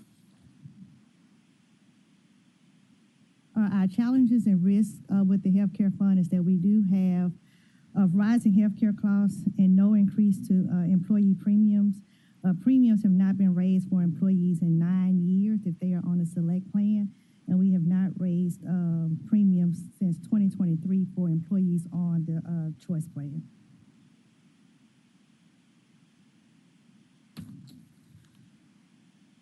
And so some of the mitigation strategies around the challenges and risks is that we are increasing premiums, and we're making plan design changes for FY27. We're going to perform a dependent audit during open enrollment. We are going to market our benefits and rewards better, and then we're going to employ strategies to increase engagement in various employee wellness center programs. Questions for healthcare? Yes, I heard. Thank you, Chief Fouché. Thank you, Chairman. Couple things.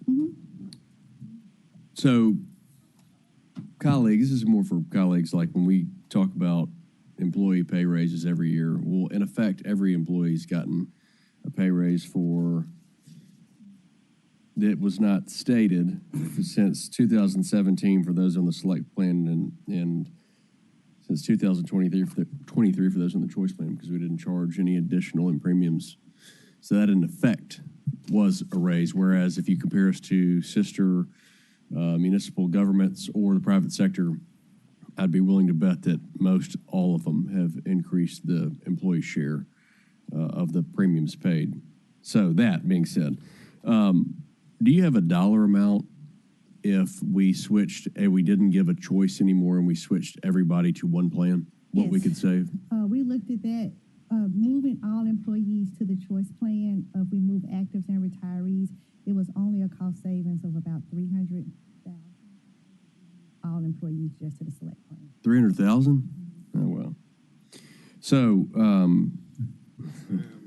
I guess that's not even worth talking about. Plus you have the HRA also, the HRA component. You don't have an HRA with the choice. Right, right.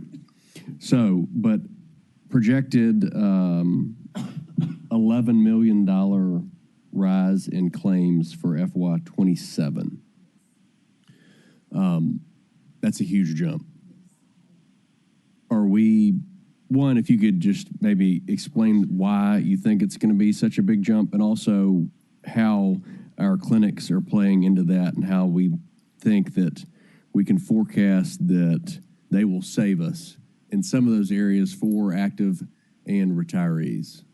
Yeah, so because the Employee Health Center is a fixed cost, if more employees would go to the healthcare center, that doesn't hit our claims line. So that's why we want more employees to start using the healthcare, the wellness center, because that you can also get your primary care physician there. Where you can also get your medicines there. So that's why we're trying to do this big push to get employees to go to the clinic. With the premium increase and the plan design changes, that will roughly save us about $2.4 million to the healthcare fund. So it's still a big jump, but nationwide, healthcare costs are increasing by anywhere from 11 to 13%. And with us not raising premiums for as long as we have, then But I see this year we are going to raise. yes, we're raising premiums. To what? So we are raising premiums 15%, and so that'll be an increase to employees from $7 to $47, depending on what plan coverage they have. Okay. So to increase the active and retirees using clinics, using the pharmacy, that's all about your ad campaign, right? Yes. Is there any way to project possible savings if you got X amount of employees or X amount of retirees to switch over and start using clinics? We can actually probably cost that out. I can see if maybe do like a snapshot. Like I mean, obviously, you're not going to get everyone to do it. If you're not going to get everyone. If you could get 50% to do it, I don't know, that may be high. Right. If you could get 30% Right. to use them. So I could probably do a cost analysis around it to say if we got 20% of the employee population to go to the clinic, how much that would reduce our claims by.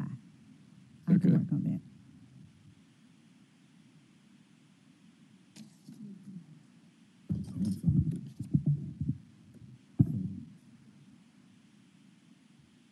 And how many different options do we have on the clinics? Will you go over those real quick, the different locations? So there's one downstairs, Right. 1B, and then there's also one on Poplar Avenue right across from East High School. Yes. Yes, that's the one that I invited you all to on Thursday for Right. the opening. Yes. So those are the two options. Yes, those are Any the two plans options. to do anything north or south? There have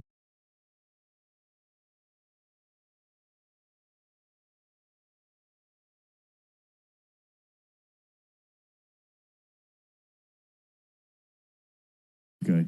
So if it does go well and people start using those two options, is it possible to put a clinic in like a YMCA or something that's already established that we could just rent the space from and something that's kind of a neighborhood anchor that people so if you put one in and you selected one in North Memphis, one in South Memphis, maybe one on the eastern north side and the eastern south side, is that an option yes, that is an option. We can look into that. instead of renting either in a standalone. shopping mall or a standalone space? Yeah, we can definitely look at that. Yes. Okay. All right, that's all the questions I had. Thank you very much.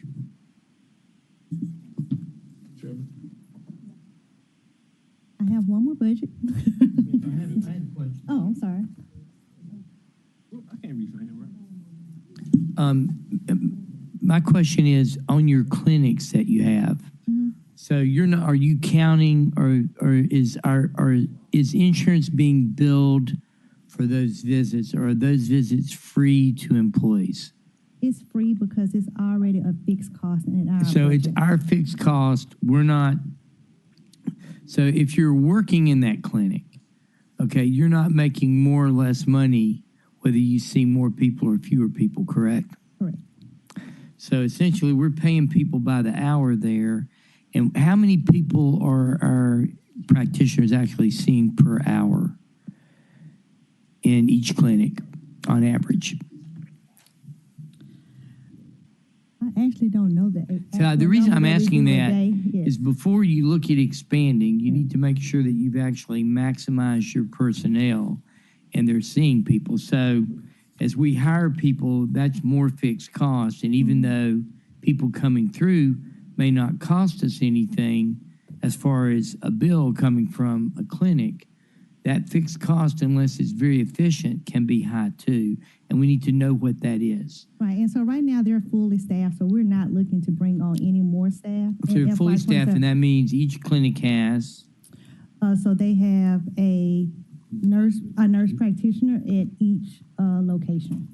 And then one nurse practitioner. we have three total nurse practitioners, and then we have front desk. Okay, and we have a front desk. Do we have any nursing other than the nurse practitioner? Is there any other clinical staff? Anyone doing blood pressures? Anyone giving shots? Does a nurse practitioner do all of that? A lab tech. We have a lab tech. Okay, and do we have an MA? So that MA is the lab tech, or they're two separate? So we have a lab tech and an MA. We have a receptionist. Yes. So we have a receptionist, and we have a nurse practitioner. So we have 5 people working, okay? And on an average day, how many people do we see in an 8-hour day? I can get that information. Because I think we need to see that before we talk expansion. We need to make sure that that particular thing is working, okay? Dr. Warren is going to volunteer some hours. But what I'm saying is that, you know, I'm not on the committee anymore. This is And we presented Chase's at committee HOC, now. so I can send you the HOC report, because we present that at every HOC meeting, how many people Yeah, are I know, but I actually wanted my visiting. fellow council members to hear that. So I want them to know what that is. Before we think about expanding, I think we need to make sure we're full. Yeah. Thank you, Mr. Chair. Yeah. Thank you so much. Chief, will you go over again the savings or the difference in getting their medicines from the clinics as opposed to going to a pharmacy? So the savings is because it's all in a fixed cost already. That's also not hitting our claims line. So anything that goes on at the clinic, But that's got to be limited, right, to how many medications they keep? yeah, some of it is limited. Some of it they have on staff. You know, they have at the clinic, but of course there's some medicine that they don't have. But a lot of it they do have in the clinic. You have a ballpark of how many options, how many medicines are offered for, like if I go in Like for, your and I've got a maintenance minor medicines are cold. there. Yes. Right. So your maintenance meds are there. So say like blood pressure, your allergy meds, those types So of they things. they even keep cholesterol meds on. Do they keep cholesterol? I know blood pressure. Yeah, I know they do blood pressure medicine. It depends on the types of Mr. medicine. Miss ECO said name and address. He didn't have his address anymore. So, sorry. My name is William Bird. I'm the Total Wars officer here. I'm located at 2714 Union Extended. This depends on what type of medicine it is. It's mainly general medicine, right? So we don't do high-level medicine for that. They send it to the pharmacy, but they can't prescribe it. So they have general medicine for you, for your cold. They do the gout medicine. They do general medicine, so I can't really say if they have cholesterol medicine or not, because I would never been there for cholesterol medicine, and I don't have a list, but I can give you some list of generic medicine that they provide. Okay. Okay? Hope to help you. Thank you. Thank you. Anybody else in the queue? We not in the queue? All right. Is that it? Oh, you started asking questions at the end. That's right. The floor is yours, Madam Chief. So my last budget is OPEB, which is our retiree budget. We have 4 employees that are housed in the OPEB fund. We are currently at complement. All 4 positions are filled. Our total requested budget for the upcoming year is $34.499 million. Our key budget priorities are to offer a retiree health program that provides meaningful retirement health care options, remain fiscally responsible in managing OPEB liability, provide ongoing well-being supporting tools to retirees, and also encourage employee wellness utilization. If you look over to the right, you will see that 69% of the OPEB healthcare claim is healthcare claims. The OPEB, 69% of the OPEB fund budget is healthcare claims, and 25% is personnel services. But that's also where the retirees HRA is housed. If you look at our adopted budget for OPEB, there is an increase of $3.79 million this year for the OPEB fund. And of course, the biggest driver of that is healthcare claims. Our year total actuals and our adopted budgets are the same, so it's the same slide. Our key budget drivers for the OPEB fund is increase in healthcare claims. And then, of course, we always have new retirees joining the plan from police and fire. Some of our ongoing initiatives for FY27 is that we're going to host a retiree appreciation and wellness fair. It is August 14th. I think that should also be on you all's calendars. And it's last year we had over 500 retirees to attend, so we are getting a bigger venue and everything this year. But this is to increase engagement, to promote healthier lifestyles, and to just also show appreciation to our retirees. Another ongoing initiative is to increase utilization of the Employee Wellness Center for retirees and their dependents. And then challenges and risk in OPEB is the increase in OPEB claims costs. Our mitigation strategies is that we're doing plan design changes and increase premiums for retirees. We're going to increase retiree Employee Wellness Center utilization, and then we're going to try to increase participation in well incentives. Wellness center is the gym. What's the wellness center? So our employee, we don't call it the health center anymore. We call it the City of Memphis Employee Wellness Center. And so that's instead of the clinic, because we want people to start going there for primary care, and just not when they have a cold. So that's why we changed it. I just want you to know regarding our allowed and wrong. Yeah, that's the gym. Yes, yes. You don't want to call it the clinic because we want employees to use it like for office visits, primary care. We want them to take advantage of the dietitian and just not going when they have a cold. Yeah. Yeah. Yes. Yes. And so that's all for the OPEB fund. Does anyone have any questions for OPEB? So, He likes you. total number of active employees, 6,800 ish. Yes. Total number of retirees. Retirees. We have over 5,800 retirees, but we have 1,100 that are currently on the plan. Because of police and fire. You know, police and fire are the ones that are on the OPEB. Right. Right. 50, say that again. We have about 5,800 total retirees. Yes. And 1,100. We have 1,100 that are police and fire that use the OPEB fund. Okay. Yes. So for the clinics or the wellness centers, then they can get their meds there. What if they do a telehealth visit? Can they get their meds at the wellness center? Yes. So I could do a telehealth visit tonight from my house. Yes. And they could call it in, and I could get it here tomorrow downstairs. Yes. To pick up the meds. Mm-hmm. Okay. If it's something that they have, yes. Right, yes. right. And we want to encourage that through all avenues because it saves us so that the people that are doing our telehealth visits are aware of that instead of calling it into a pharmacy that for certain drugs. They can call it into the clinic, yes. Okay. Yes. All right. That's all I have. Thank you. We appreciate your questions.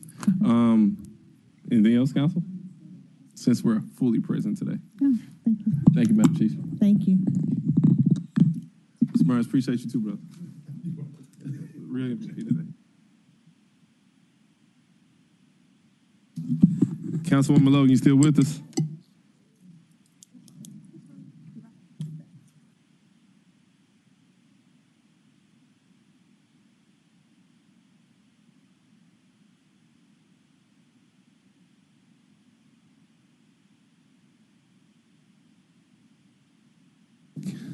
You just stand the whole time.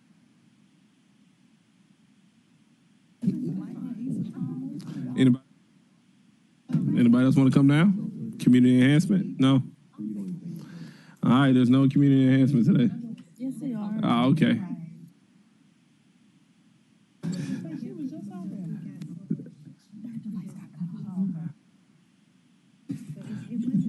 Chief Adams, you gonna help? We got a couple more things left. And council's getting the answer. And don't worry about it. Ash, you ready to present? Don't come down there. Oh, never mind. They coming.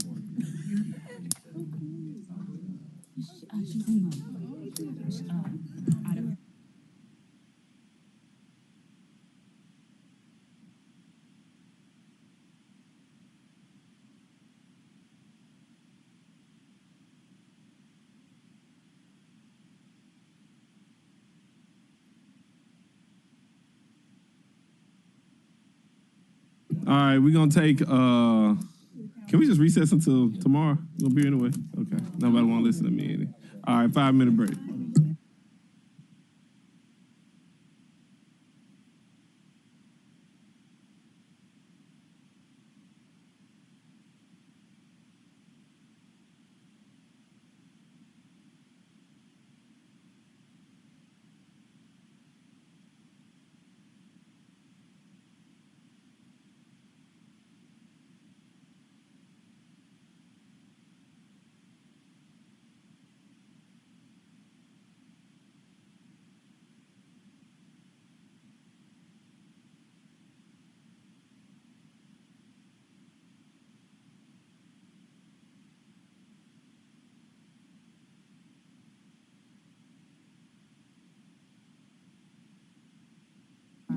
Councilwoman Logan, are you listening?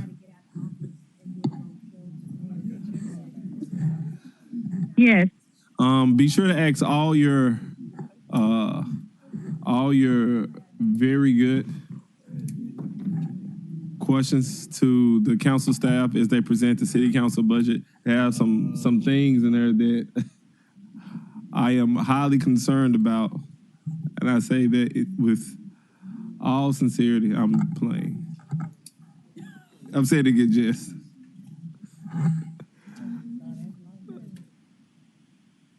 No. She just told me no.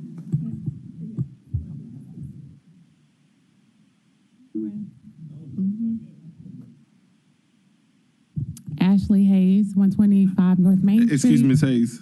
Not yet. Oh, okay. Well, let me know when you're ready. Okay.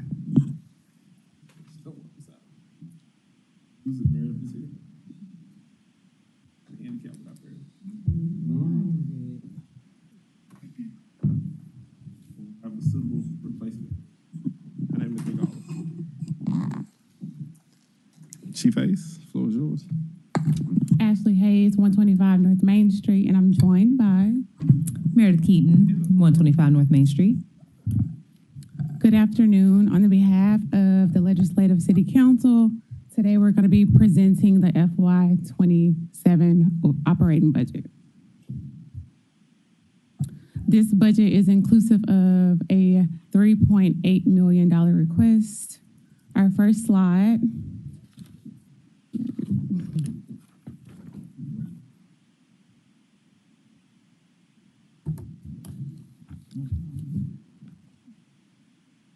You go back one, Jonathan. Another one. Oh. Go forward one. That one. Thank you. Okay, so our first slide is our organizational chart. So you will see we have 33 authorized positions. And this year we're going from 31 to 33. So those two changes will include our new financial analyst position, and then we have one communications analyst. Next slide.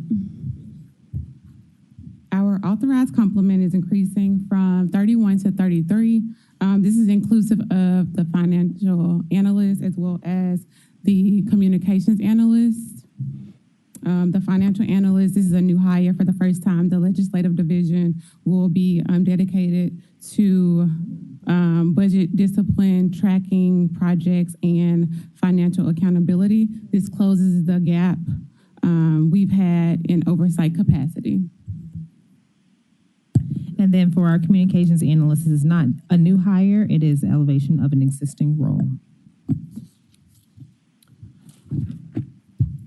So the total budget request is going to be $3,878,218.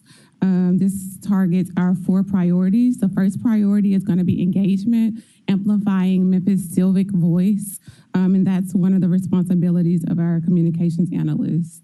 We will invest in our public narrative around Memphis, making sure residents feel more informed, connected, and excited about their city government.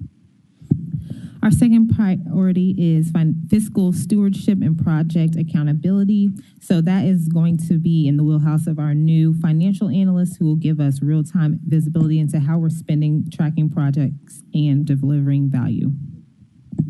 Our third priority is going to be constituent services excellence. We are deepening our commitment to responsiveness, accessibility. Every interaction with the council should reflect Memphis at its best. And finally, a digital first council operations. So we're moving towards transitioning to digital for our documents, and that will be instrumental in cutting costs and modernizing how the council operates. So as you can see, the breakdown, material and supplies is going to be 18%, and personnel expenses is going to be 82%. Next slide. And the next slide kind of just gives you an overview of those priorities.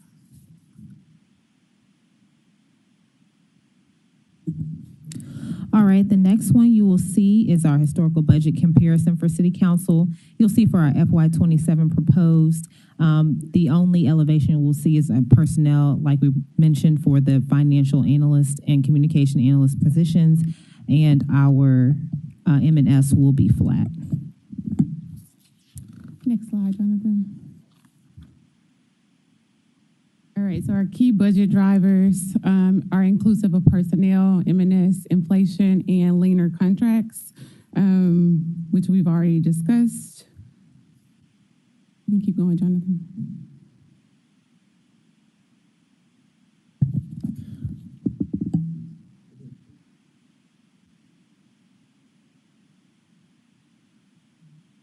Okay, that's it.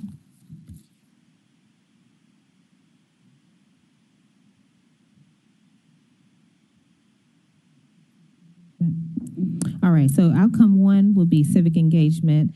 So we will have our communications analysts in place, and we're committed to a measurable increase in civic engagement. We want Memphis residents to know more about what the council is doing, why it matters, and how to participate.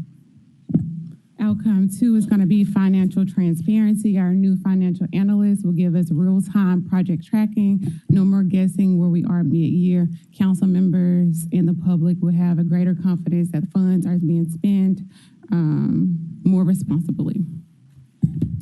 Outcome 3 is our constituent services. We are wanting to have faster response times, better follow-through, and more consistent services, as well as creating more cross-divisional collaboration. All right, and outcome 4 is to sustain a budget neutral posture moving forward. And finally, number 5 is our Memphis narrative. We are building something bigger than our budget here. We want to have a positive public narrative around Memphis and its government, one that our residents can be proud of. And we know that the communications analyst will be central to that outcome. All right, in conclusion, thank you guys so much for your time and continued confidence in the legislative division. And we're here for any questions you may have. Question, is there anything in our budget that allows each of the district members to reach out, like send mailers to the district to inform them what they're doing?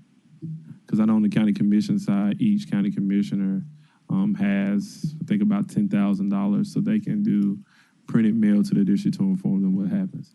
And I think the only thing I was talking to Attorney Owens, I think the only thing we have in our budget that would almost address that would be the printing line. I'm just putting it on your nod because the young lady to your left, Deputy Chief Keaton, she's going to be working on something to address that. Please. Thank you. Thank you. No point of recreating the wheel. Someone's already doing some good work. Okay. Any other questions? We have a lot of questions for everybody but our own body. I think they actually like y'all a lot. All right, no questions. If we have questions, I'm sure the members will get with you all individually about the budget. But great job. Thank you.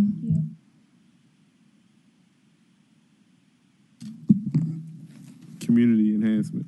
Is that okay, Ms. Rob? Community enhancement. Ready?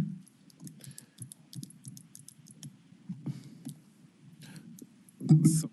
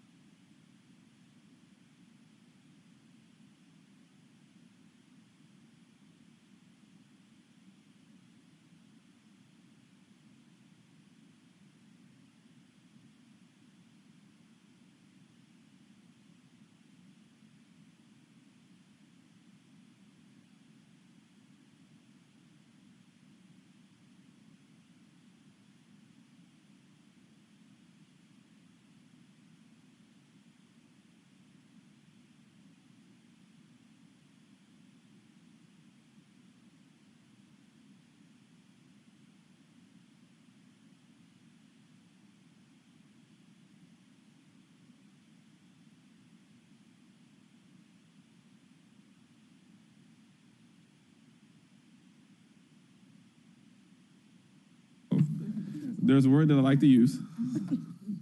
Brevity. All right. Now the floor is yours. Thank you. Melanie Neal, Community Enhancement Director, 499 South Hollywood.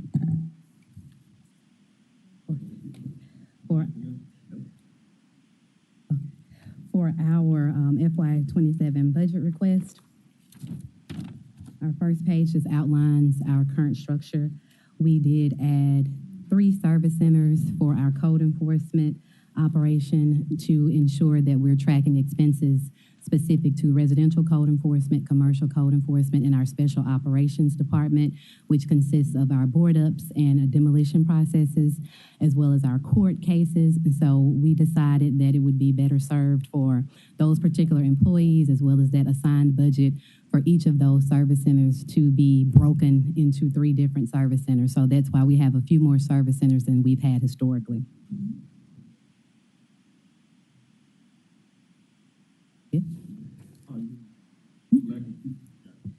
Yes, sir. For our overall division authorized complement, we currently have an authorized complement of 185 employees. We have several vacancies throughout the division, many of which are in the process of being filled. We have 14 environmental enforcement officers who started coming on board today and will be trickling in over the next few weeks. So we definitely look forward to expanding our environmental enforcement operation, as well as the other field positions that are vacant in community enhancement. Our total budget request is $14,023,944.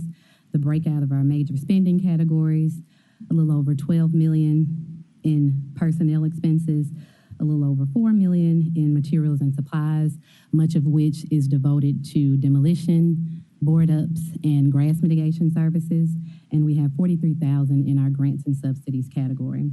Overall, as you all are aware, our key budget priorities in community enhancement continue to be strategizing to transform our neighborhoods, comprehensive blight remediation through aggressive litigation, demolition where necessary, boarding up properties, rehabbing properties, sending properties through an administrative process, a court process.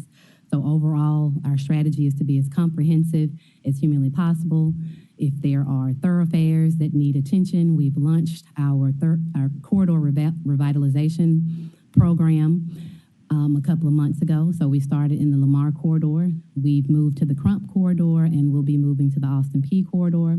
So in order to be up close and personal with the neighborhoods as well as the major thoroughfares, we are definitely working together. All of our city services are devoted in their particular footprint at the same time so that neighborhood folks, citizens see us out. We see Public Services Corps out picking up litter. We see commercial properties being rehabilitated, going through aggressive litigation. We see dump sites being cleaned up, as well as the grass being cut, just all things that are aesthetically showing a difference as well as behind the scenes. So on the surface as well as behind the scenes, we're looking to, again, aggressively address blight. Our historical budget comparison, of course, this dates back to last fiscal year as we were founded and put into place last fiscal year. For this proposed budget, we are showing a little over, again, $12 million for personnel expenses. Materials and supplies is $4.6 million. The capital outlay, we're not budgeting for that this year. We made some major equipment purchases as well as some furniture purchases this fiscal year as well as the past fiscal years. So that negative number that you see there is a reconciliation that we're working with the budget office to correct. Under grants and subsidies, we have $43,000. Overall expense recovery through our state street aid is a little over $3 million, which again equates to our roughly $14 million budget.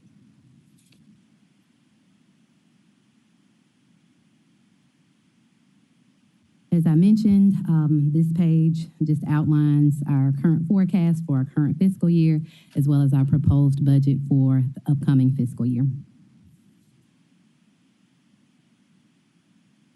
Our key budget drivers and community enhancement stem around education and engagement through City Beautiful.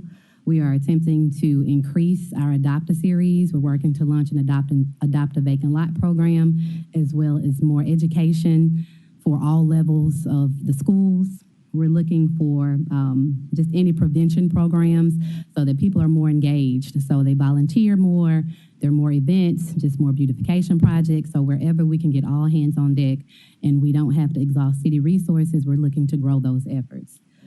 For code enforcement, again, our major budget drivers stem around demolition, site cleanup, and ultimately what will lead to redevelopment preparation throughout the city. As I like to say, we create the inventory of blighted properties that hopefully are transformed through a development process. Through environmental enforcement, they primarily address illegal dump sites, disposing of unhoused encampments, as well as we have a camera program where we are partnering with MPD to gather surveillance and evidence related to those who are choosing to illegally dispose of items. Yes. So I'm trying to figure out if the folks who, I guess, go around the neighborhoods to address, I guess, extremely large grass, yes, that it falls under you? Yes, sir. On vacant properties, vacant privately owned properties. Vacant and privately owned properties? Yes. Okay. And what's the process to report it? 311. Definitely. 311. We wanted to go through a fair process, but we do have... We definitely have compliance specialists who are assigned to each council district, and they are also proactively identifying overgrowth over 12 inches as well. So if it's not identified through a citizen, then it definitely should be identified through an internal employee. Yeah. And there's also assigned environmental enforcement officers as well as code inspectors, so I can break all of that down for you. Mm-hmm. Yes, sir. Okay. Thank you. Yes, sir. Ground services, again, we deal primarily with contractors. We have about 80 contractors who provide grass mitigation services on those vacant privately owned lots. We also have expanded our in-house crews so that we can realize efficiencies in-house and we're not solely dependent upon contractors. We've purchased equipment, grass mitigation equipment, tractors, smaller hand tools, so that when we do service a property, it actually looks like somebody's been there. Of course, we have complaints that sometimes when a contractor leaves or an employee leaves, that they don't leave it in a tidy state. So one of our efficiency opportunities is to be more comprehensive when we're actually servicing a vacant property. Our public services corps, of course, they do corridor cleanups. They clean out storm drains, they pick up tires, mattresses, you name it. So we definitely love and support our public services corps team. I think Mr. White is here. I have to give him a shout out.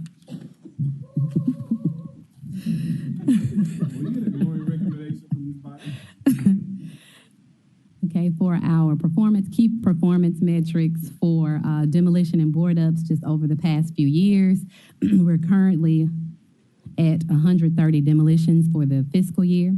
We've boarded up almost 1,600 openings on vacant properties, and of course, that number will increase before the end of the fiscal year. Our environmental enforcement team has picked up over 18,000 tires, and they have cleared over 6,000 dump sites. Our grass mitigation time from either a complaint being created or reported is about 18 days to have it cut. So what that means is, again, we're dealing with privately owned property. So we do allow compliance time with the property owner and hope that he or she complies before we actually exhaust city resources to have a vendor to go out and cut it. So that process from start to finish takes about 18 days.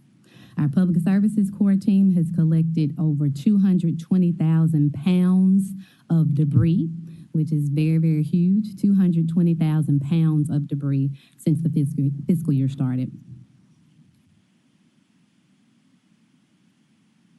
Some of our initiatives and just areas of focus to change behavior and to not solely rely upon the city exhausting resources for mitigation is to attempt to change behavior.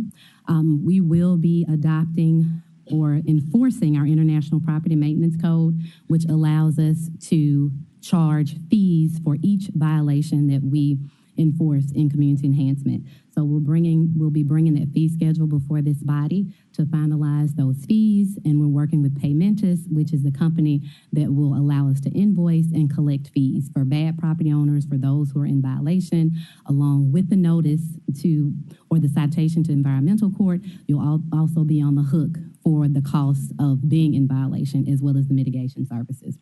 Okay.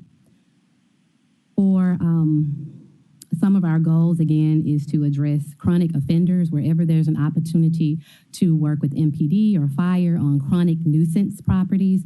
We're definitely doing more of that. Very many properties that sit vacant, larger commercial structures, there's also a crime element associated with that.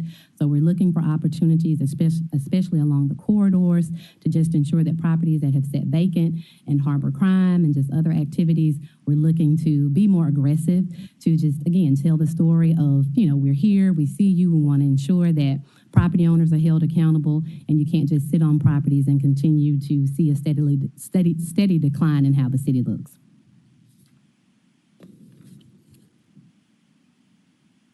Again, I mentioned inspection fees, especially our commercial code enforcement team. Once they go out and issue a violation notice, they conduct quarterly inspections of those properties so that they're just not sitting there boarded up and warehoused. So each time we go out to do an inspection, there's an associated quarterly inspection fee.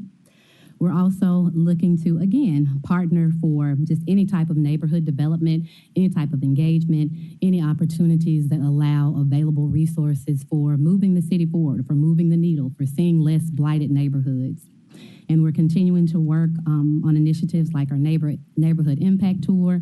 This past weekend, we partnered with the innovation team that did the Empower Your Block initiative. So just anything comprehensive, anything strategic, we're looking to partner with city services, with other partners, so that we can truly, truly make a difference in each neighborhood.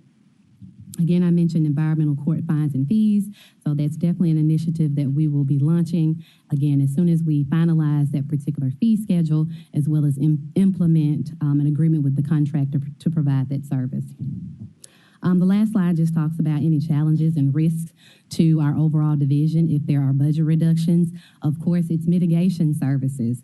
It is truly seeing a difference. It's less properties that are being cut. It's less properties that are being cleaned. It's less homeless encampments that are being cleaned. So it's a budget that, in the grand scheme of things, is already pretty small related to mitigation, but we are looking for other opportunities for court cases, for MPA processes, for anything that could be appointed or have a receiver appointed. Just again, looking to change behavior without having to exhaust resources frequently with mitigation.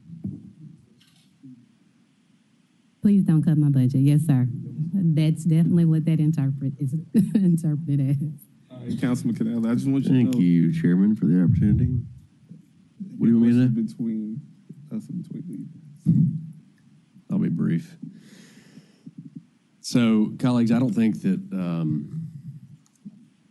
we could overstate how important this division is. And I know that this was newly set up, and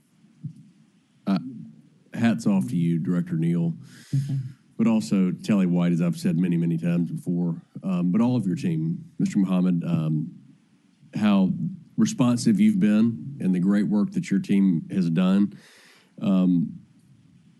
Aside from a city having a good, solid police force, fire department, maintaining its infrastructure and paving roads, a lot of how successful they can or can't be determines how residents and tourists alike feel about the city.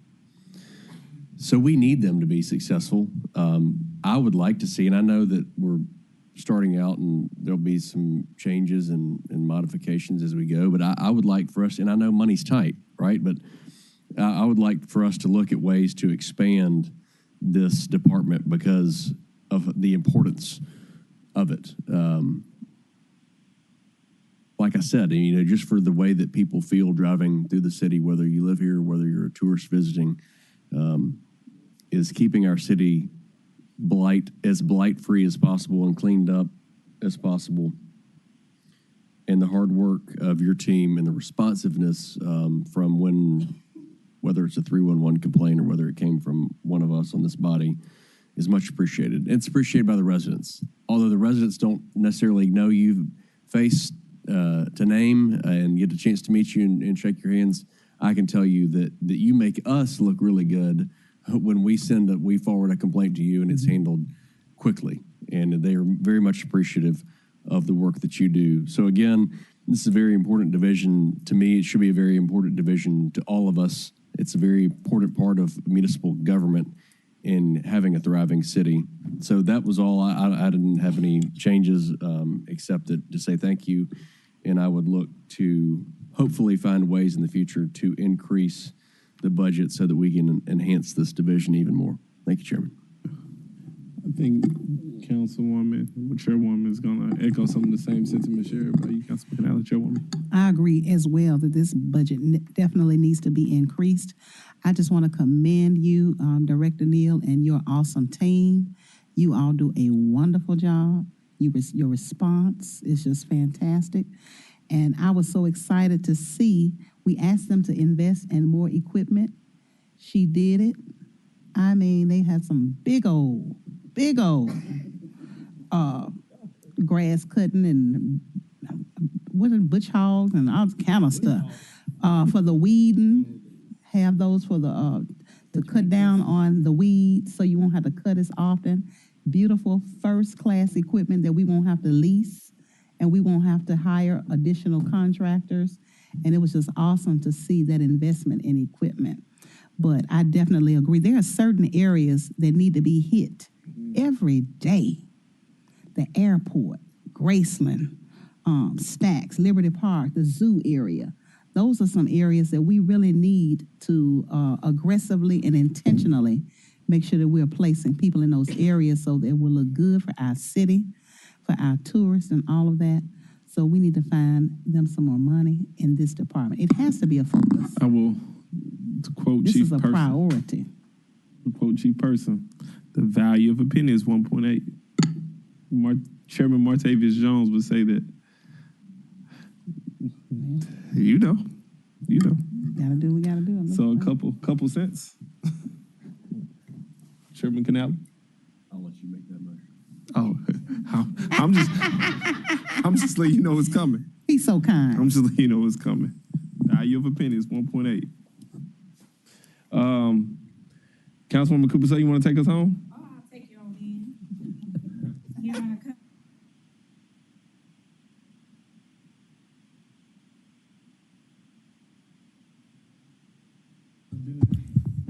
Praise the Lord, everybody. Yeah. The Lord. Thank you, Chair. Thank you for sitting in, Chair, for this. Chair. Thank you for sitting in, Chair, for this. We can hear it twice. I want to thank this department. I know it's new, but you all have put forth so much hard work. I can call anytime. Quick question. Yes, sir. Do you want to close us out? Because for some reason, we forgot Councilwoman Logan. Oh, where is she? Councilwoman Logan, my apologies.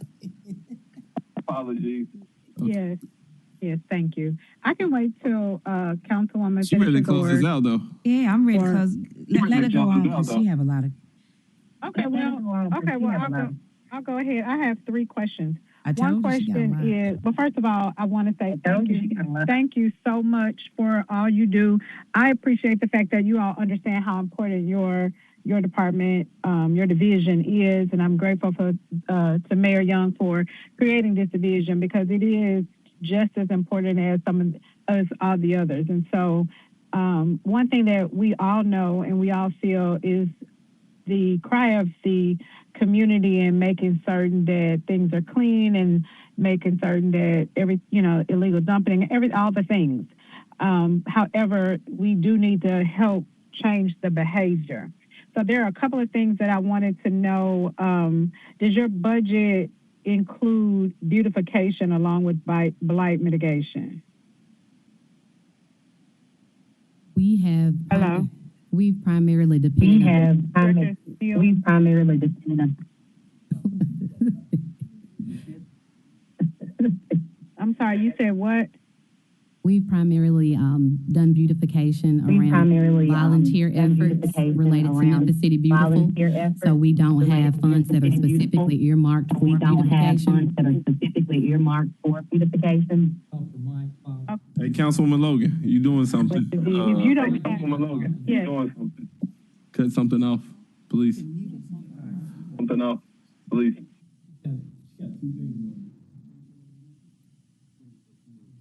we definitely need to know if you don't have beautification in your budget, who does have it in their budget? Because when you clear up blight and you don't replace it with beautification, or you don't have an aggressive or structured beautification program or project for your city, it won't happen. And I know Memphis City Beautiful does not really have a budget, for large scale beautification. I know we're doing some small projects downtown on Main Street, but when it comes to, tree trimming, mulching, we're investing in these, in the trees and all these things, but we're not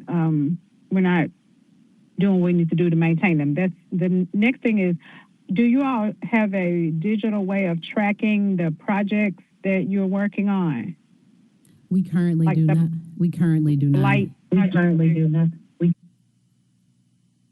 We're always calling. We ask about something and we'll call and say, well, what's the status of this or what, and you guys have so many different projects. So I was thinking that may be support, a lot of support for you and cut down on us contacting you to get follow-up on projects. I know you're just starting out. You don't have a large staff, so that's one of the things I think that would be very helpful. And the next one is, does your budget reflect weekend and evening crews? We have a second shift for our residential code enforcement team. They work from 7 to 3 on Saturdays, and they work from 10 to 6:30 Tuesday through Friday.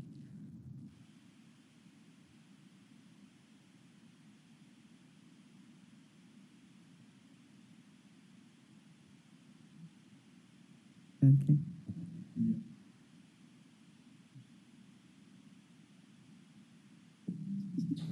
Councilwoman Logan, my apologies. I'm not, Hello? there we go. There we go. Okay, thank you. 7 to what on the weekend? The reason why I ask is because the need for code enforcement when these, parties are going on, the things that are violating code, they kind of happen after hours, like people using their garages for car repair and have 6, 7, 10 cars parked, changing oil and all that kind of stuff. So I wanted to know if you are increasing your weekend and evening capacity in this budget. We are not currently proposing an increase with the parties and just the activities that definitely we've seen an increase related to. That is primarily because of the permitting and just because of the nature of a residential property being utilized for some unpermitted activity. That's actually handled through the Office of DPD through Shelby County Code Enforcement. If there's any property maintenance issues, those issues fall under City of Memphis Code Enforcement, but we do partner with DPD on the Shelby County Code Enforcement side related to those unpermitted activities. With the mechanics and the repair shop, same thing. There may be, again, property maintenance violations that we enforce, but it's also a partnership with Shelby County Code Enforcement. Code enforcement. Okay, and you know what, I hear you on that one. Y'all all work together so closely. Antoine and all of them. I'm thinking I always put y'all all together. Yeah, we work very closely. Yes, ma'am. Very close. Yes, Now, ma'am. and the last question is about Volunteer Odyssey, or volunteer groups. I know Volunteer Odyssey, people go and sign up for volunteer projects. That might be something to connect to get more volunteers for projects that you all have. I thought I heard you say that you lean heavily into volunteers. So I know a lot of people go to Volunteer Odyssey to get, for projects that are going on. So this may be a resource as well. But thank you so much for all you do, for everything that you're bringing to the table to help move the needle in blight mitigation and remediation. We appreciate you. Thank you. Thank you. Thank you. Councilwoman Cooper said, you know what to I do? concur with everything that my colleagues have said, and I'm going to turn it over to the sitting chair, and this meeting is adjourned. You did. Well, obviously, we've learned something today, that this is the favors division within the city of Memphis. Thank you all so much. Y'all can go home. Wrap up tomorrow will be at 2:30. 2 o'clock. You show up at 2:30. We already started.